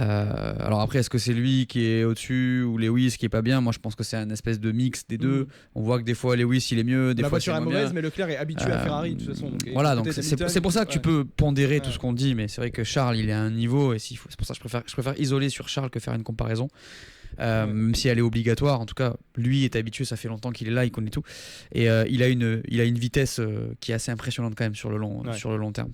Il fait toujours quelques petites erreurs, mais il est pas aidé en fait. Il est pas aidé, et je pense que ça c'est un truc qu'on oublie, on regarde de loin, on se dit putain. T'as pas peur qu'on arrive quand même à un certain moment où on se dit il est en train de gâcher sa carrière. Non, pas gâcher sa carrière, mais gâcher ses chances de titre. Parce que faire toute une carrière du côté de la Skoda Ferrari, même sans titre, c'est beau, c'est magnifique, c'est incroyable. En termes de dire que tu as fait toute ta carrière, quasiment, donc parce qu'il y a la saison chez Sauber, mais au sein de la Skoda Ferrari, d'avoir fait toute sa carrière, au sein de la famille de son Skoda Ferrari, puisqu'il est premier tour de roue de Leclerc dans une Ferrari F1, c'était en 2016, bon, à Fiorano, numéro 32 d'ailleurs. Et tu fais toute ta carrière chez Ferrari, oui, c'est magnifique. Mais si on se pose la question, pas chez Ferrari, mais sur toute une saison, toute une carrière où tu as gâché finalement tes chances de titre en te sacrifiant pour la Skoda Ferrari, est-ce que toi tu penses qu'il gâche ses chances de titre là pour l'instant ? Tu veux qu'il aille où ? Oh, sincèrement, tout le monde l'accepterait. Ouais, mais... Pour moi, il est quasiment au même niveau qu'un Verstappen en termes de ok, il est sur le marché, tout le monde le prend. Non. Je pense pas. Ah ouais ? En fait, ça dépend qui est là. Est-ce que tu remplaces un Russell par un Leclerc ? Non. Non, bah non. Pour moi, le Russell... désolé, mais pour moi, il y a une populaire opinion. Pour moi, Russell, il est encore un petit cran au-dessus que de Charles Leclerc. C'est un petit peu légèrement. Pour moi, il est pour moi, ce que fait George Russell, c'est assez. Cette saison, oui, c'est pour moi le meilleur pilote avec Verstappen. Voilà, c'est ça. Pour moi, top 2, George Russell. Leclerc est juste derrière. Mais il y a Norris maintenant qui remonte. Mais tu vois ce que je veux dire, ça c'est un petit peu compliqué. Mais en tout cas, pour moi, tu remplaces pas un Russell par un Leclerc. Tu le mettras pas avec Verstappen. Chez McLaren, oui, peut-être. D'ailleurs, ça on en a parlé. Il y a eu une idée, il y a eu des rumeurs d'échange avec Piastri, potentiellement. Ça pourrait avoir du sens si la McLaren fonctionne, mais ouais, enfin tu vois, où est-ce que tu veux qu'il aille ? Et puis Leclerc Ferrari, c'est quand même un duo assez sexy, tu vois, sur le papier. Tout le monde est gagnant, lui est gagnant, Ferrari aussi. On verra sur le long terme. Mais pour l'instant, moi, je pense qu'il est chez lui. Ouais, il est chez lui. Mais c'est vrai qu'il y a aussi, tu en as parlé un petit peu de la question de Leclerc. Il se passe toujours quelque chose. En fait, Ferrari, il y a toujours quelque chose. Mais ouais. Il y a constamment toujours quelque chose. Et j'ai le sentiment aussi que Leclerc peut peut-être subir tout le poids historique de cette Scuderia, qui n'est plus en fait un top team aujourd'hui. Quand dans les actions plutôt. Alors il y a toute l'aura de la Scuderia Ferrari, il y a tout le fait que c'est majestueux la Scuderia, bien sûr. Il y a le poids historique. Mais quand tu vois dans les actions, dans les décisions ou même dans les développements, c'est vraiment très clownesque à certains moments. Moi, je me souviens de stratégies en qualification. Ils se trompent de pneumatique, alors que sur des questions aussi, mais qui peuvent paraître aussi futiles quand tu peux concourir en Formule 1. Et en fait, il se passe toujours des situations qui sont Ferrariesques. McLaren, il y a des choses qui ne leur arrivent pas. Mercedes, il y a des choses qui ne leur arrivent pas. Red Bull, il y a des choses qui ne leur arrivent pas. Ferrari, il se passe toujours en fait quelque chose qui va gâcher potentiellement à un moment soit une victoire de Grand Prix, soit ne serait-ce qu'un podium, une stratégie. Et je ne parle pas seulement de cette saison 2025 de Formule 1, je parle de 2021, 2022, 2023, 2024 même d'ailleurs, qui ont empêché à certains moments à la Skoda Ferrari de step up. Et je ne vais même pas parler de patrons d'écurie, même individuellement, que ce soit Mattia Binotto à l'époque, ou même Maurizio Arrivabene même à l'époque, ou même aujourd'hui avec Frédéric Vasseur. C'est juste que c'est quasiment indépendant d'eux. Il y a juste un truc qui colle en fait à la Scuderia Ferrari aujourd'hui et qui va forcément coller à Charles Leclerc qui représente cette Scuderia Ferrari plus aujourd'hui que Lewis Hamilton très certainement, c'est qu'il va toujours en fait se passer quelque chose comme une loose, je sais pas comment expliquer mais quelque chose qui va au-delà même du point de vue sportif. Ouais, il y a cette tendance en fait depuis quasiment depuis leur dernier titre. Ouais. Tu te rappelles de 2010 avec la strat sur Weber. Sur Vitaly, ouais, avec Vitaly Petrov. Tu te rappelles de mine de rien 2012 où ils sont P4 et Fernando perd à 3 points le titre et c'est lui, mais c'est lui qui sublime. Tu vois, ils sont nulle part en vérité. Et derrière, il se passe ce qui se passe avec Vettel, etc. Qui je pense c'est un petit peu une situation un peu similaire où ils sont littéralement poutrés par Mercedes. Engine, le engine gate, enfin bref. En fait, c'est vrai, t'as raison. Il y a toujours depuis que Jean Todt est parti, il y a plus vraiment la même aura qu'avant. Je suis pas d'accord quand tu dis que c'est plus un top team. Ça reste un top team. On l'a vu l'année dernière et cette année. Non, je parle dans les actions. Non, mais en fait, disons que effectivement, c'est la Scuderia Ferrari. Moi, je parle dans les actions en fait, tout simplement. En fait, dans les actions, effectivement, il y a des trucs. Des fois, tu te dis mais what the fuck, genre juste ça. Dis, moi, je sais, ne serait-ce que ça. Voilà, il se passe des trucs. Après, bon, parfois McLaren fait aussi pas mal de dingueries. On l'a vu, et ce qui ne les empêche pas d'être champion du monde constructeur 2 années de suite. Mais non, c'est sûr, c'est dur en fait. T'as l'impression que c'est une espèce de. T'as toujours une crise qui se cache. T'as toujours une crise qui peut sortir à tout moment. Tu vois. Mais bon, c'est vrai que moi, ça me fait de la peine parce que je sais qu'il y a plein de gens qui sont fans de Ferrari. Ferrari, c'est l'équipe la plus connue, c'est l'équipe historique, etc. Et tu te dis, c'est dommage, c'est chiant pour tout ça, c'est chiant pour tout le monde en fait, même pour la Formule 1 si demain. Et c'est pour ça que dans un sens, moi j'aimerais beaucoup que l'année prochaine il soit devant parce que je sais que ça animerait pas mal de monde, ça rapporterait des gens et des fans et ça ferait beaucoup plaisir aux tifosi qui sont, on va pas se mentir, en PLS depuis toutes ces années. Ils ont pas droit au bonheur, tu vois. On va pas se mentir, ils ont pas droit au bonheur les tifosi. L'année dernière ils auraient pu gagner le titre constructeur et ils ont eu des victoires, heureusement, et les plus belles. Mais bon, c'est vrai que là, qui aurait pu s'imaginer que ils auraient fini cette saison comme ça, quoi. Ouais, surtout quand aujourd'hui la fracture peut être aussi encore plus enfoncée avec les déclarations de John Elkann. Alors on en a parlé un petit peu au début, on revient un petit peu dessus, mais quand il dit quand Ferrari gagne quand elle est unie, c'est ce que nous a appris le résultat obtenu en WEC. Quand tout le monde avance ensemble, on peut accomplir de grandes choses. Le Brésil a été une grande déception. En Formule 1, nous avons des mécaniciens qui sont toujours les meilleurs dans l'exécution des arrêts au stand. Les ingénieurs travaillent dur pour améliorer la voiture. Le reste, en revanche, n'est pas au niveau. Nous avons des pilotes pour qui il est important de se concentrer sur le pilotage, de moins parler et de garder en tête qu'il reste encore des courses importantes devant nous. Il n'est pas impossible d'aller chercher la 2e place. C'est le message le plus important venu de Bahreïn, donc du WEC. Quand Ferrari est uni, nous gagnons. Et en fait, moi, la problématique que j'ai particulièrement avec cette déclaration de John Elkann, c'est, j'en parlais un petit peu au début, mais pour un peu plus aller plus loin, c'est juste que là, il vient de désunifier encore plus la Scuderia Ferrari. Et s'il les unit, c'est en se sacrifiant avec cette déclaration. Parce qu'il y en a beaucoup, je pense, qui vont être vraiment remontés contre John Elkann, de se prendre autant de critiques. Même des ingénieurs. Leclerc, par exemple, je pense qu'il va pas trop accepter de se prendre. Des ingénieurs vont pas trop accepter que publiquement Leclerc se prenne une telle rouste, en fait, littéralement. Hamilton, je sais pas si vraiment il va être soutenu autant par Maranello par rapport à ce dont on a parlé tout à l'heure, par rapport au fait que certains sont dérangés par Lewis Hamilton, mais particulièrement par rapport à cette déclaration. Affirmer cela est une chose, mais expliquez-nous en fait les raisons qui amènent à penser que Ferrari n'est plus uni. Pourquoi aujourd'hui on peut dire, Elkann vient de dire publiquement à tout le monde, Ferrari n'est plus uni. Voilà, toutes les écuries. C'est vrai qu'en termes de com, c'est pas top. Ah voilà. Et je pense que c'est un euphémisme. D'ailleurs, parce que t'as pas tant l'impression, enfin tu le vois quand même depuis le début entre l'ingénieur, mais tu peux te dire ouais c'est bizarre, c'est la seule équipe c'est la seule équipe qu'on voit en tout cas rompre, tu sais, cette espèce de linéarité que t'as entre l'ingénieur et le pilote, un truc que t'as dans l'aviation où il doit jamais y avoir de panique, tu sais. Pareil, moi j'ai vu le race control à Zandvoort là cette année, c'est assez impressionnant, tu vois, t'as la FIA. Même quand il y a une urgence, personne ne dit rien. Et globalement, c'est ce qu'on voit dans les équipes. C'est-à-dire que jamais de panique, jamais un mot plus haut que l'autre. Et là, bon, les pilotes bien sûr, mais tu vois, les ingénieurs. Et là, souvent, tu sais, t'as vu les ingénieurs qui se prennent un peu la tête, tu vois, avec. Alors, on a pu voir ça avec Verstappen, mais effectivement, t'as pu voir ça. Après, c'est vrai que, WEC ou pas WEC, pas top de sortir ce genre de choses, sachant qu'il y a une tension en plus entre l'univers WEC avec Antonio Coletta et la partie Scuderia Ferrari en Formule 1. Donc animer encore plus ces tensions-là, c'est juste mettre le feu à la maison, mettre le feu à Maranello, surtout en plus que Ferrari est en train de vivre l'une des pires saisons de son histoire moderne en Formule 1. C'est P4 au championnat, donc c'est pour l'instant la pire saison depuis 2020. Aucune victoire, ce serait une première depuis 2021. Et en plus en 2021, c'était un contexte qui était vraiment très compliqué, c'est-à-dire que Ferrari avait été obligé de refaire... en 2020, ils étaient obligés de refaire le moteur. Donc on est dans l'année suivante où c'était l'hégémonie Red Bull et Mercedes. Une pole sur 21 Grands Prix, c'est la pire résultat également depuis 2020. Et puis on a des ingénieurs presque dinosaures présent depuis plus de 20 ans dans l'équipe, qui ne bougent pas et qui restent toujours présents. Il n'y a pas de turnover aussi à ce niveau-là. Ce que essaye de faire Frédéric Vasseur, mais ils ont des CDI à vie, quoi. C'est parfois à certaines personnes, quoi. Ouais, en fait chez Ferrari, tu sens, même si encore une fois, j'y suis allé une fois à Maranello, en vérité, j'ai pas eu l'occasion tu sens pas vraiment le truc, mais ce qui se dit, c'est qu'effectivement, tu as le poids de l'histoire, le poids de l'institution, tu vois, qui est là et qui fait que potentiellement, il y a des profils qui sont peut-être impossibles à bouger.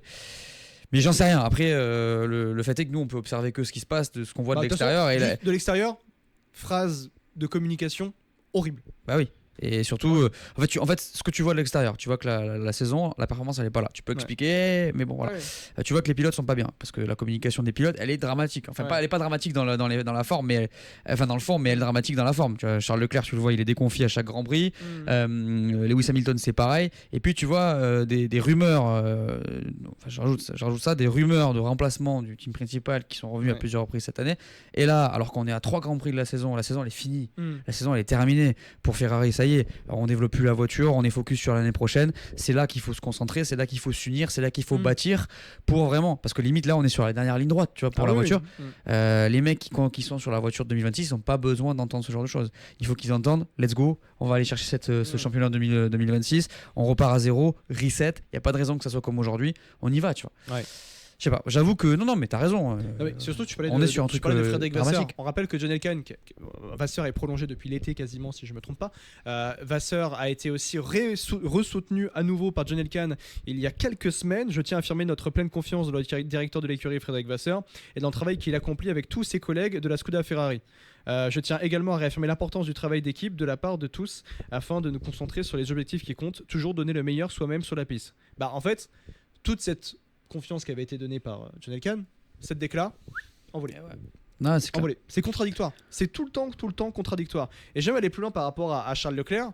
Charles Leclerc qui se prend un scud publiquement, quoi qu'on dise, hein, même si c'est encore une fois visé seulement pour les Lewis Hamilton cette déclaration, ce qui est potentiellement possible, bien sûr. Mais Leclerc publiquement, il est cité parce qu'on parle de pilote pour les deux. Leclerc. On avait entendu beaucoup de fois sur les dernières années des potentielles discussions entre Leclerc et Mercedes par exemple, hein, juste en Formule 1 tout le monde parle avec tout le monde, et quand je dis vraiment tout le monde parle avec tout le monde, c'est tous les pilotes parlent avec toutes les écuries, et de ce fait là, même si tout le monde parle avec tout le monde, Leclerc ça peut encore plus au bout d'un moment le saouler et imaginer un départ, parce qu'il se dit en fait peu importe ce que je fais, je me fais critiquer. C'est sûr qu'il doit en avoir marre. Hein. Là, au bout d'un moment, surtout que tu portes l'écurie, et en plus, t'es le sauveur de l'écurie, tu peux être considéré comme le futur pilote champion du monde de l'histoire de la Scuderia Ferrari, et en fait, derrière, même si tu fais tout bien, le président, donc celui qui est même au-dessus de Frédéric Vasseur, te critique. Mais ça, c'est sûr que. D'ailleurs, tu le vois, honnêtement, ça se voit qu'il y en a marre. Il n'y a pas de. Là, tu le vois, et puis de toute façon, je vois pas comment il peut ne pas en avoir marre. Et mec, il est là depuis 2019, ça fait cette saison, c'est sa 7ème saison avec Ferrari. C'est fou, je pense qu'il a encore 25 ans. Il est quand même, il a quoi il est de 97, je crois. Donc, il est pas vieux, tu vois. Il a techniquement, tu pourrais te dire, il a le temps, mais en fait, il a l'air usé maintenant, Charles Leclerc. Mais c'est normal, c'est comme, tu vois, cette carrière-là, encore une fois, en montagne russe, c'est compliqué. Ça va être, pour le mental, c'est super dur. D'ailleurs, moi, je le trouve très solide, hein, franchement. Mais qui tient, il continue, il est là. Je pense que le pire c'était 2022, quand tu sais que tu pouvais jouer le titre, t'étais en course pour le titre, et tout s'effondre. Eh oui. Ça, pour moi, 2022, terrible en vrai, 2022. Terrifiant. Mais même en vrai, même tu vois, tu fais 2022, tu peux te dire qu'en 2023 ça va aller mieux, et puis en fait en 2023 ça plonge. 2024 tu remontes, 2025 tu replonges. Mais c'est pour ça que même au-delà de Charles Leclerc, je te dis les tifosi, ça va être dur. Vous êtes fort. Franchement. Finalement, en fait, dans la question de ce débat, c'est pourquoi Ferrari est autant en fracture. C'est un peu un mix de tout. C'est un mix de. T'as aujourd'hui Hamilton qui est perdu dans une équipe qui est malade. T'as Leclerc qui porte toute l'équipe, mais jusqu'à quand ? et qui peut être épuisé. Et puis tu as John Elkann qui rajoute de la pression et des accusations, je trouve, injustes. Et que, je le répète peut-être, mais avec ce genre de déclaration, le feu va brûler encore plus intensément du côté de la Scuderia, au point peut-être de faire exploser Maranello, bien sûr, hein, qui est déjà lui, de toute façon, selon lui, éclaté. La fracture, en fait, elle est trop présente chez Ferrari, et finalement, en fait, Ferrari est peut-être juste prisonnière d'elle-même. C'est un peu ça, en fait, la conclusion de tout ce qu'on dit, c'est que Ferrari est prisonnière de toute façon d'elle-même et que c'est elle-même qui s'est mise dans cette prison. Bah, j'espère pour eux que ça ira l'année prochaine. Ouais. Tu vois. En fait, j'espère que la paire sera là parce que la paire soigne tout, je pense. Le jour où tu joues un championnat, c'est là que tu as envie de trouver les solutions. Là, c'est un cercle terriblement vicieux pour eux. Surtout étant donné de la redescente qu'ils prennent à la suite de l'année dernière. Tu vois, l'année dernière, on finit, je crois, à 14 points de McLaren. T'imagines la différence? C'est énorme. Hein. Bah non, c'est rien. Bah oui, en fait c'est rien, enfin c'est énorme mais rien à la fois en fait. Parce que c'est énorme parce que c'est énorme dans le gros en fait, ce que je veux te dire dans le énorme de la question de ce qu'ils ont fait, c'est énorme. Ah oui, ok. C'est plus dans ce sens-là. Oui, non. En fait, c'est rien. Je crois que c'est le plus petit écart depuis 2006, tu vois. Ouais. Donc ils sont passés à ça d'être champions et c'est vrai que je pense que ça les a hypés. Hamilton est arrivé, ça les a hypés. Ça nous a tous hypés. On s'est tous dit, oh, ok, là, les ingrédients, Hamilton ils sont là. Au meilleur moment chez Ferrari. Là, exactement. Et potentiellement, même si 2026 ça marche pas, peut-être qu'en 2025, on va jouer le titre. Ça s'est pas passé comme ça. Mais bon, moi, je te dis, je vais voir l'année prochaine. Qu'est-ce qu'ils font avec cette voiture? Qu'est-ce qu'ils font avec ce moteur? Comment il gère aussi. Ouais. Et j'espère juste pour finir que Charles Leclerc va pas avoir une voiture où il va jouer le titre en début d'année et que ça va s'écrouler parce que là frérot, on espère. En tout cas voilà pour un petit peu les raisons autour de la fracture de la Scuderia Ferrari. On espère que ça ira mieux, mais c'est vrai que de mon côté moi je suis très pessimiste pour les raisons que j'ai évoquées. Toi t'es neutre. Voilà. En fait, Suisse. Non mais je te dis moi je veux voir. Et tout ça est factuel, ça va pas. Ça va pas. Mais je veux voir comment ça se passe l'année prochaine. Surtout, ça ne sert à rien de s'apitoyer, enfin ça sert à rien de critiquer pour critiquer. Ouais, de fou. Ils sont courants que ça va pas. Hein. De toute façon, ils sont courants. Donc pour ça que justement les critiques de John Elkann, elles servent encore plus à rien parce que ça rajoute encore plus de tension dans une fracture qui est déjà très très bien ancrée du côté de la Scuderia. Tout à fait. Donc ouais. Il est quelle heure? Il est 13h30. Bon. On a encore 20 minutes. Parfait. 20 minutes pour faire deux choses, notamment le push de la commu. Le push de la commu, les copains, vous êtes au courant, vous êtes habitués. Pour ceux qui découvrent tout simplement le podcast Push Lap, merci beaucoup. Le push de la commu, c'est une question qui est posée par vous, tout simplement, sur Instagram pour être précis, sur le réseau Insta de Pushlap. Vous pourrez également retrouver Pushlap sur TikTok. Le push de la commu, c'est vos questions. C'est une question que vous pouvez poser dans la boîte à questions qui est postée en story le lundi précédent, donc le podcast Pushlap. Et vous posez une question, peu importe la question que vous voulez, le débat que vous voulez avoir. Ça peut être une réaction à une actualité ou une réaction à un fait de course. Et donc oui, on va en parler. Je sais pas si on est d'accord ou pas d'accord. Fallait qu'on en parle. Fallait qu'on en parle. La question qui est posée par Léo Outreman: à qui la faute pour le crash Antonelli-Piastri au premier virage? Génial ce que vous faites, merci. Merci beaucoup Léo. C'est la faute de Leclerc. Le mec a rien compris. Le mec a une haine de Charles Leclerc. Mais en tout cas, tout le monde a crié au scandale, ça c'est vrai. Tout le monde a crié au scandale, même directement, même à froid d'ailleurs, après ce crash entre Oscar Piastri et Andrea Kimi Antonelli. Est-ce que Oscar Piastri méritait vraiment cette lourde pénalité sur Andrea Kimi Antonelli? Est-ce que la FIA a vu juste? Est-ce que Piastri est seul responsable? Est-ce qu'on assiste encore à des décisions d'inconstance totale également de la part de la FIA? Alors un petit peu un retour sur les faits. Enfin, je sais que vous avez vu beaucoup de TikTok ou de choses comme ça, notamment le mien, notamment toi, t'en as parlé dans ton récap également du Grand Prix. Rapidement, 6ème tour de course, relance après la safety car. Antonelli est deuxième, manque son restart. On a Leclerc à l'extérieur et Piastri à l'intérieur. On a 3 voitures côte à côte au premier virage dans ce restart. Et bam, contact. Piastri touche l'arrière d'Antonelli, projeté sur Leclerc. Alors la suspension avant de Leclerc est détruite. Putain, le mec est vraiment extrêmement malchanceux parce qu'il y a c'est horrible. Il y a vraiment une chance. C'est ce que je me suis dit, c'est pas possible. C'est le mec qui a vraiment pas de chance. Franchement, c'est un autre pilote que Leclerc, il aurait rien eu. Même Antonelli, moi je trouve ça miraculeux. Ouais, c'est miraculeux. Bah, l'impact est fort. L'impact est pour qu'il pète la suspension comme ça, le pneu explose et tout. Je me dis mais Anthony Leclerc il a tout. C'est pas possible. Bon, toi tu t'es rangé de quel côté déjà, avant de donner un peu plus ses explications? Moi je me suis rangé du côté de la pénalité, très clairement. Tu veux savoir pourquoi? Vas-y. En fait, il y a deux questions que je me pose toujours, que je me suis posé. Je me suis dit, est-ce que si on donne 5 secondes, on dit quelque chose, premièrement. Parce que pour moi, si on lui donne 5 secondes, personne ne dit rien. Personnellement. Ah ouais, tu penses? Et on va parler de la trajectoire, etc. Mais je suis sûr que ça fait beaucoup moins de bruit. Et la deuxième, c'est est-ce que si c'est un pilote comme Max Verstappen qui fait cette action, est-ce qu'il y a le même débat? En vérité. Parce qu'il s'en est sorti sans en prendre en jouant avec le règlement, etc. Non, en fait, la réalité pour moi, personnellement, moi, ce que je vois, c'est que même si Antonelli laisse peu de place, etc., Piastri, il est en blocage de roue des enfers. 20 mètres avant, ça tape. Oui, si c'est un blocage de roue, à la limite, au moment, allez, un petit peu avant le contact. Non, 20 mètres avant, 30 mètres quasiment avant. Pour moi, causing a collision, genre, sans juger les conséquences, même si la FIA, pour le coup, l'a fait, là, cette fois, c'est un petit peu problématique parce qu'on n'est pas censé les juger. Je pense qu'il doit. Voilà, dans le document, c'était écrit. Je pense que, honnêtement, il doit prendre une pénalité. Je vois pas. En fait, si tu veux, là, je vois pas comment un mec qui arrive en blocage de roue total, il est littéralement passager de son véhicule, même si Kimi laisse pas beaucoup de place. Kimi était devant. Pour moi, c'est son virage. Ok, il laisse pas beaucoup de place, mais Piastri. Il laisse pas beaucoup de place, mais aussi il faut reprendre qu'on est dans un virage qui est en dévers, qui est en descente. La corde est compliquée. La corde est très compliquée. Voilà. Donc Antonelli aussi, il se doit aussi de protéger au-delà même de la corde, juste de prendre le virage comme il doit le prendre. En fait, pour moi, si tu veux, effectivement, peut-être que Piastri n'est pas entièrement responsable. Ça, je suis d'accord. Donc il y a peut-être, mais tu peux pas. En fait, il est pas entièrement responsable, mais il l'est, puisque tu dois être maître de ta voiture quand tu es derrière. À la corde et Antonelli il est responsable, mais tu peux pas lui donner une pénalité. Bien sûr. Tu vois, donc en fait, si tu veux, certains parlent d'incident de course. Moi, je pense que là, si tu mets pas de pénalité ici, c'est un précédent énorme par rapport à la suite. Ça veut dire que tu peux interpréter. Alors, il y en a qui l'interprètent le règlement, mais là, tu peux y aller, sortir le mec sans freiner, alors parce que tu vois, ça a pas de sens. Donc, moi, mon avis, c'est que Oscar Piastri doit prendre une pénalité parce que la vérité, c'est qu'il est fautif.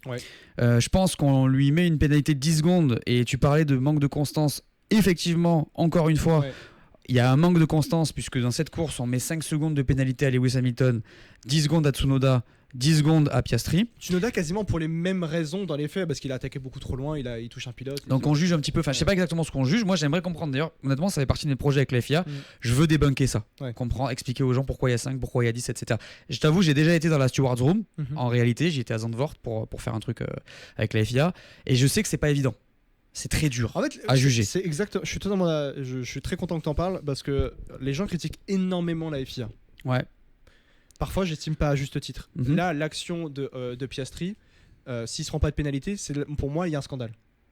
Tu vois, c'est ça. Pour moi, il y a un scandale. Donc, le fait de dire tout le temps, oui, les commissaires de la FIA font n'importe quoi, ils prennent des décisions comme ça, à la volée. Le problème, c'est l'inconstance, parce qu'on a des arbitres qui sont différents à chaque week-end de Grand Prix. Ça, c'est un problème. Cette inconstance est un problème, parce que c'est propre à interprétation.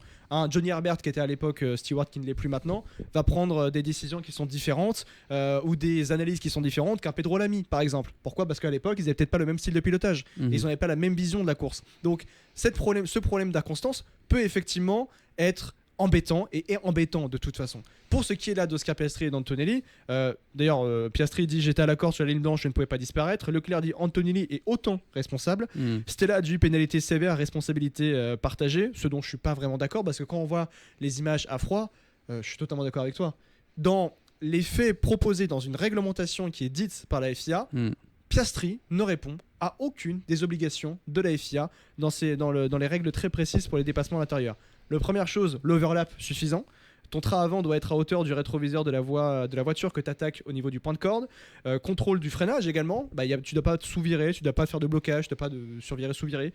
Et puis tu vas avoir une trajectoire aussi maîtrisée et dépassement faisable dans les limites de piste. Dans le cas de Piastri Antonelli, pas d'overlap. Léger blocage de roue qui peut, je dis pas qui a, mais qui peut signifier un manque de contrôle de la situation. Et puis derrière, tu as un effet domino qui est noté en fait, effectivement, directement, comme tu l'as dit, par la FIA. Parce que dans le document, il a dit le crash Antonelli, en fait, élimine également Charles Leclerc derrière. Donc la problématique n'est pas forcément les règles, parce que je trouve qu'elles sont pour le coup très bonnes, c'est le fait qu'on ne les applique pas tout le temps. Et cette inconstance, là par contre, est problématique. Ouais, et c'est ça le problème par rapport aux fans. Tu sais, on en a parlé au Mexique d'ailleurs, où en fait, on applique un règlement qui est sujet à interprétation. Moi, j'ai dit dans ma vidéo, personnellement, je je suis d'accord avec cette décision parce qu'en vérité, même si tu as la règle du rétroviseur, etc., du overlap, comme tu dis, là, il arrive et tu vois, il fait un petit strike quand même. Tu vois, c'est pour moi, ça mérite une pénalité au-delà des conséquences. Tu le vois bien, enfin, tu sais, il bloque sur 20 mètres. À un moment donné, bien sûr, tu vois, même si le mec le serre un petit peu, enfin, je sais pas, en tout cas, moi c'est mon avis, j'ai du mal à. En fait, je comprends tout ce qui se dit autour d'eux, Antonelli laisse pas la place, etc. Mais tu sais, genre. Je sais pas, ok, il sait pas où aller, mais en vérité, même son dépassement, il est un petit peu osé quand même, tu vois. Il est très osé. Et surtout, moi, je suis d'accord qu'il y aille, mais tu vois, moi je suis d'accord pour dire c'est top, comme Senna disait, quand tu vois un gap, faut y aller, etc. Mais la réalité, c'est qu'Oscar Piastri, il est aussi sur 4 crashs en 6 week-ends, tu vois. Oui. Et la vérité, c'est qu'il y a peut-être un petit manque de confiance, et je sais pas s'il est dans la maîtrise totale de tout ce qu'il fait. En plus, on a entendu que Piastri avait eu, avec quelques problème de ressenti vis-à-vis des freins en plus en particulier. Voilà, donc en fait si tu mets tout ensemble, tu peux te dire bon, moi je vais pas lui jeter la pierre pour avoir tenté un dépassement, non, mais la vérité c'est que si tu tentes un dépassement mais que tu le foires, parce que là la vérité c'est qu'il est pas en contrôle de la voiture, bah si tu fais un strike au bout, bah, peut-être que tu mérites d'être pénalisé, tu vois, j'en sais rien. En tout cas, c'est un truc c'est assez marrant parce que tu vois, t'as vu toutes les interprétations, même sur le plateau de Canal, tout le monde n'était pas d'accord. Grosjean n'était pas d'accord. Voilà, alors vous avez une référence à Spa, notamment. Exactement. Ben bon, ça c'est du vécu peut-être perso, mais en tout cas, tout le monde n'est pas d'accord là-dessus et il y a peut-être un bon sens, mais en tout cas, le règlement il est appliqué. Moi, je trouve que là, tu vois, autant le fait d'être devant à la corde et derrière de mettre une pénalité parce que le mec il fait un dépassement à l'extérieur, ça a pas de sens. Autant bon là, peut-être que t'es un peu obligé quand même de légiférer pour savoir qui a le droit d'être à la corde en premier. C'est surtout que du point de vue réglementaire, encore une fois, Piastri n'était pas dans le bon. Donc c'est pour ça que je ne comprenais pas pourquoi c'était autant scandaleux. Quand en plus, qui plus est, par rapport à la FIA, il faut se souvenir qu'en début de saison, et je trouve que cette transparence était excellente, ils ont publié, ils ont peut-être pas publié, mais beaucoup plus mis en avant le driver guidelines pour dire voilà comment on doit faire un dépassement à l'intérieur, comment on doit faire un dépassement à l'extérieur, les limites de piste et ainsi de suite. Et ça, j'avoue que je trouvais ça très bien qu'ils mettent encore plus en avant dans la diffusion de voilà, on a cette transparence.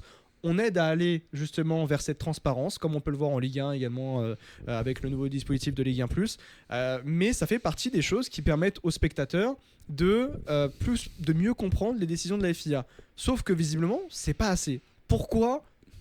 Je pense que la problématique, c'est vraiment la constance. Mais quand il y a des règles, bah au moins là, tu vois, Piastri, j'arrive vraiment pas à comprendre pourquoi on a un débat qui dure depuis 2 jours au point de dire que c'est un scandale. Non, mais il y a aussi, je pense, un débat plus philosophique par rapport au fait de l'Adam Race. Mais tu vois, encore une fois, je suis pas sûr. Je suis pas sûr que si c'est notre pilote on crie autant. Je suis pas sûr que, à mon avis, je te dis, moi on lui met 5 secondes, les gens disent bon. Tu vois ce que je veux dire ? Il se prend 2 points de pénalité aussi sur sa super licence. Voilà. C'est beaucoup. Oui, c'est beaucoup. Là-dessus, peut-être, je sais pas, mais en tout cas, là, peut-être qu'on juge la conséquence, tu vois, effectivement. Oui, surtout, mais moi, je te dis, je pense que si on met 5 secondes, là, ça fait beaucoup moins de débat. Et là-dessus, je suis d'accord, parce que tu peux lui trouver des circonstances atténuantes. Tu peux te dire, ok, c'est un restart. Probablement, si ça avait été au départ, on lui aurait mis 5 secondes. Mais là-dessus, c'est toujours compliqué. Et effectivement, il y a quelque chose à voir. Moi, peut-être, enfin, tu vois, j'essaierai d'avoir l'explication du côté de la FIA pour comprendre qu'est-ce qui les motive à mettre 5. Et c'est quoi les critères pour mettre 5 et c'est quoi les critères pour mettre 10. Parce que la vérité, c'est que dans la Stewards Room, t'as un mec avec un iPad qui a le règlement sous les yeux tout le temps. Ils l'ont pas dans la tête. Il est là, ils l'ont dans la tête, mais ils vérifient tout ce qu'ils disent. Tout ce qu'ils font, ils le vérifient. Donc, je serais curieux de creuser sur ça pour savoir, ok, exactement, c'est quoi les critères. C'est quoi les critères pour 5, c'est quoi les critères pour 10. Parce que tu vois, on voit un Lewis Hamilton qui prend 10 secondes au Mexique. Voilà, est-ce qu'il y a une grille ou tu vois. Et la vérité, c'est que je pense que le règlement devrait être un peu repris. Mais quand tu réfléchis un minimum, légiférer 20 pilotes sur une grille, 22 bientôt, c'est pas si évident. Et t'es obligé d'utiliser des règles qui sont sujettes à interprétation. Ne pas oublier aussi que ce sont des êtres humains. Il y a un droit à l'erreur aussi, et il faut comprendre aussi que parfois ils peuvent prendre des décisions qui sont très bonnes ou mauvaises. Et pourquoi ? Parce qu'un arbitre n'a jamais toujours raison. jamais un arbitre a toujours raison. Et parfois il peut manquer de lucidité et ainsi de suite. Donc j'ai beaucoup plus de clémence. Tu vois, une VAR, c'est différent. T'as la VAR, la soirée, quasiment. Ou au tennis, la balle elle est bonne. La balle elle est bonne, voilà. Ça tu vois. Et bon. Faut aussi comprendre que ce sont des êtres humains qui prennent des décisions dans la finalité. On parle pas de Abu Dhabi 2021, on parle d'un crash entre Piastri et Antonelli. Ça n'a pas du tout la même conséquence finale sur un championnat du monde. Tu me diras pour Piastri, si peut-être un peu. Mais voilà, ce sont des arbitres et ce sont des êtres humains et ils peuvent faire des erreurs. Donc je pense qu'il faut quand même aussi un peu calmer tout ce qu'il y a, toutes les sanctions qu'il peut y avoir autour de la FIA. Moi, le premier, j'ai été très déçu par rapport à ce qui s'était passé pour Hamilton, 10 secondes de pénalité alors que c'était difficilement compréhensible d'un point de vue extérieur.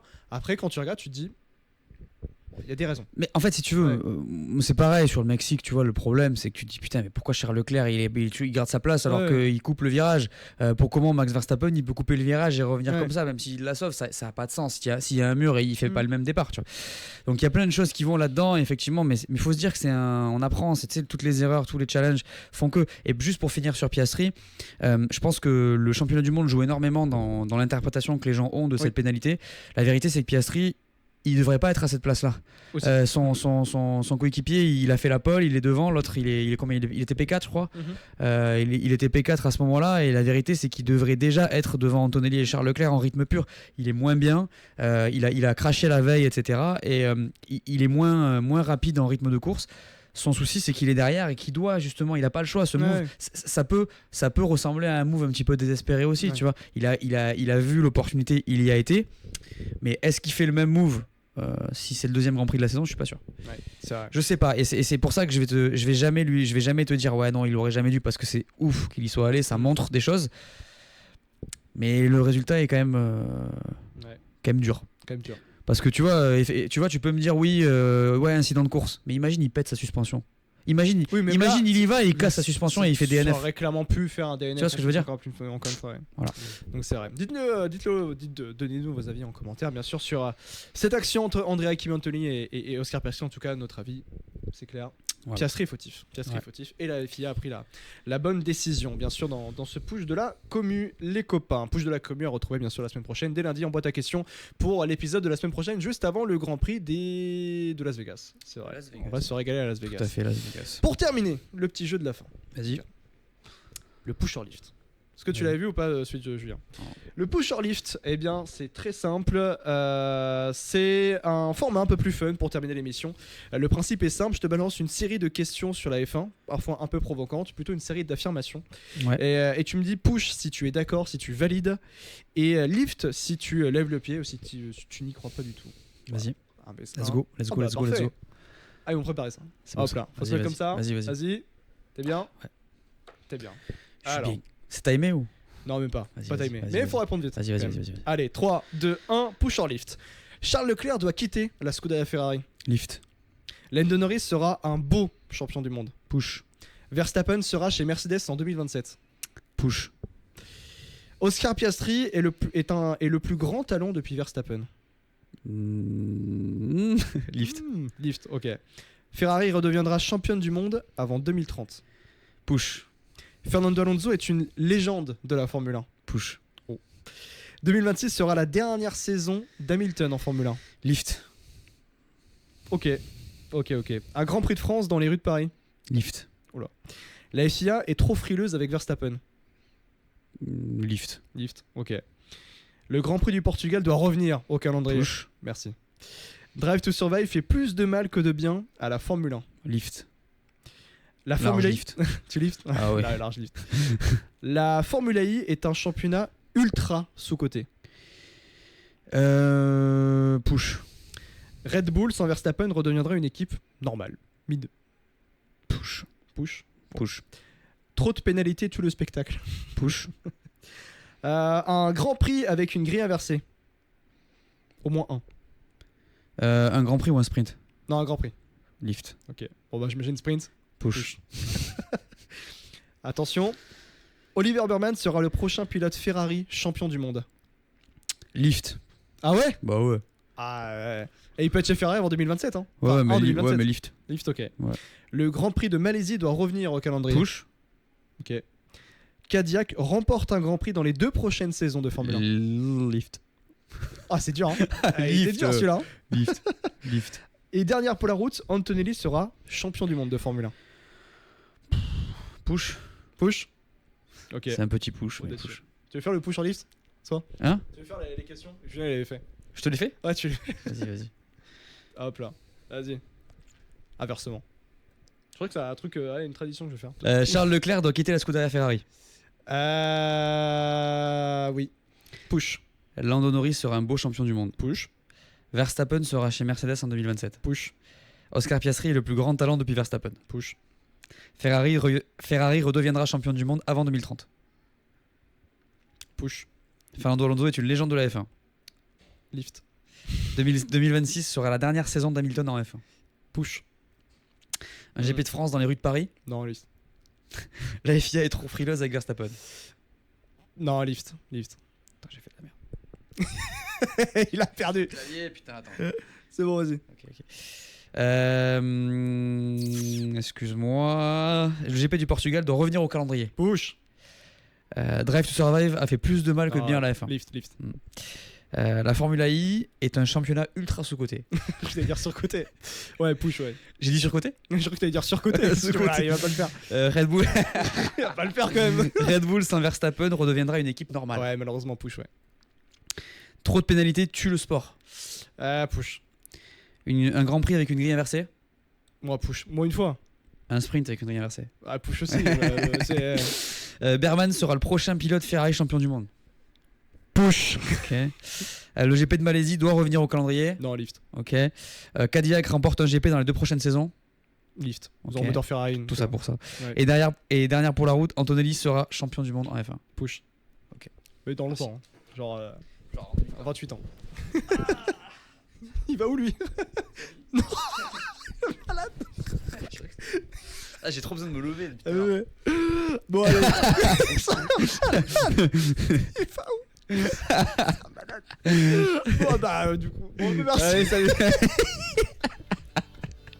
Malade. Bref, merci beaucoup pour la fin de l'épisode, du coup, fin de l'épisode 4. Merci beaucoup, Lucas. Ah, il fallait dire au revoir en fait. Faut me dire au revoir. Pardon. Merci à toi, c'était cool. Bah, merci. Ouais, franchement, c'était grave cool. Un peu speed, on a eu des petits problèmes techniques. Donc, on est bon, il est là. Merci beaucoup d'avoir suivi Pushla. Merci beaucoup à Emotion de soutenir ce podcast, de permettre de tourner ici dans les locaux avec ce beau studio qui se fait tous les mardis matins. Donc merci beaucoup à Emotion. Vous avez les réseaux d'Emotion pour effectivement profiter des simus ici. Merci beaucoup Lucas également. Merci à toi, c'était un plaisir. Prochaine actu, bah écoute, Grand Prix d'Abu Dhabi a priori. Ouais. Et puis après FIA Awards. J'invite tout le monde d'ailleurs. En Ouzbékistan. Ouzbékistan. Ouais, okay. J'invite tout le monde d'ailleurs à regarder le live des FIA Awards. On remet les trophées aux champions de tous les championnats du monde chapeautés par la FIA. C'est vraiment pas mal à suivre. Ça va être un bel événement. Voilà. Ok, bah top, super. Bon, bah merci beaucoup. Merci à Lucas toi d'avoir été présent pour ce live autour de la fracture de Ferrari et de ce Grand Prix du Brésil. Et puis bien sûr de cette opportunité de non-dépassement du coup de Piastri sur Antonelli. On se retrouve la semaine prochaine les amis. N'hésitez pas à vous abonner à la chaîne YouTube de Lucas et à tous ses réseaux.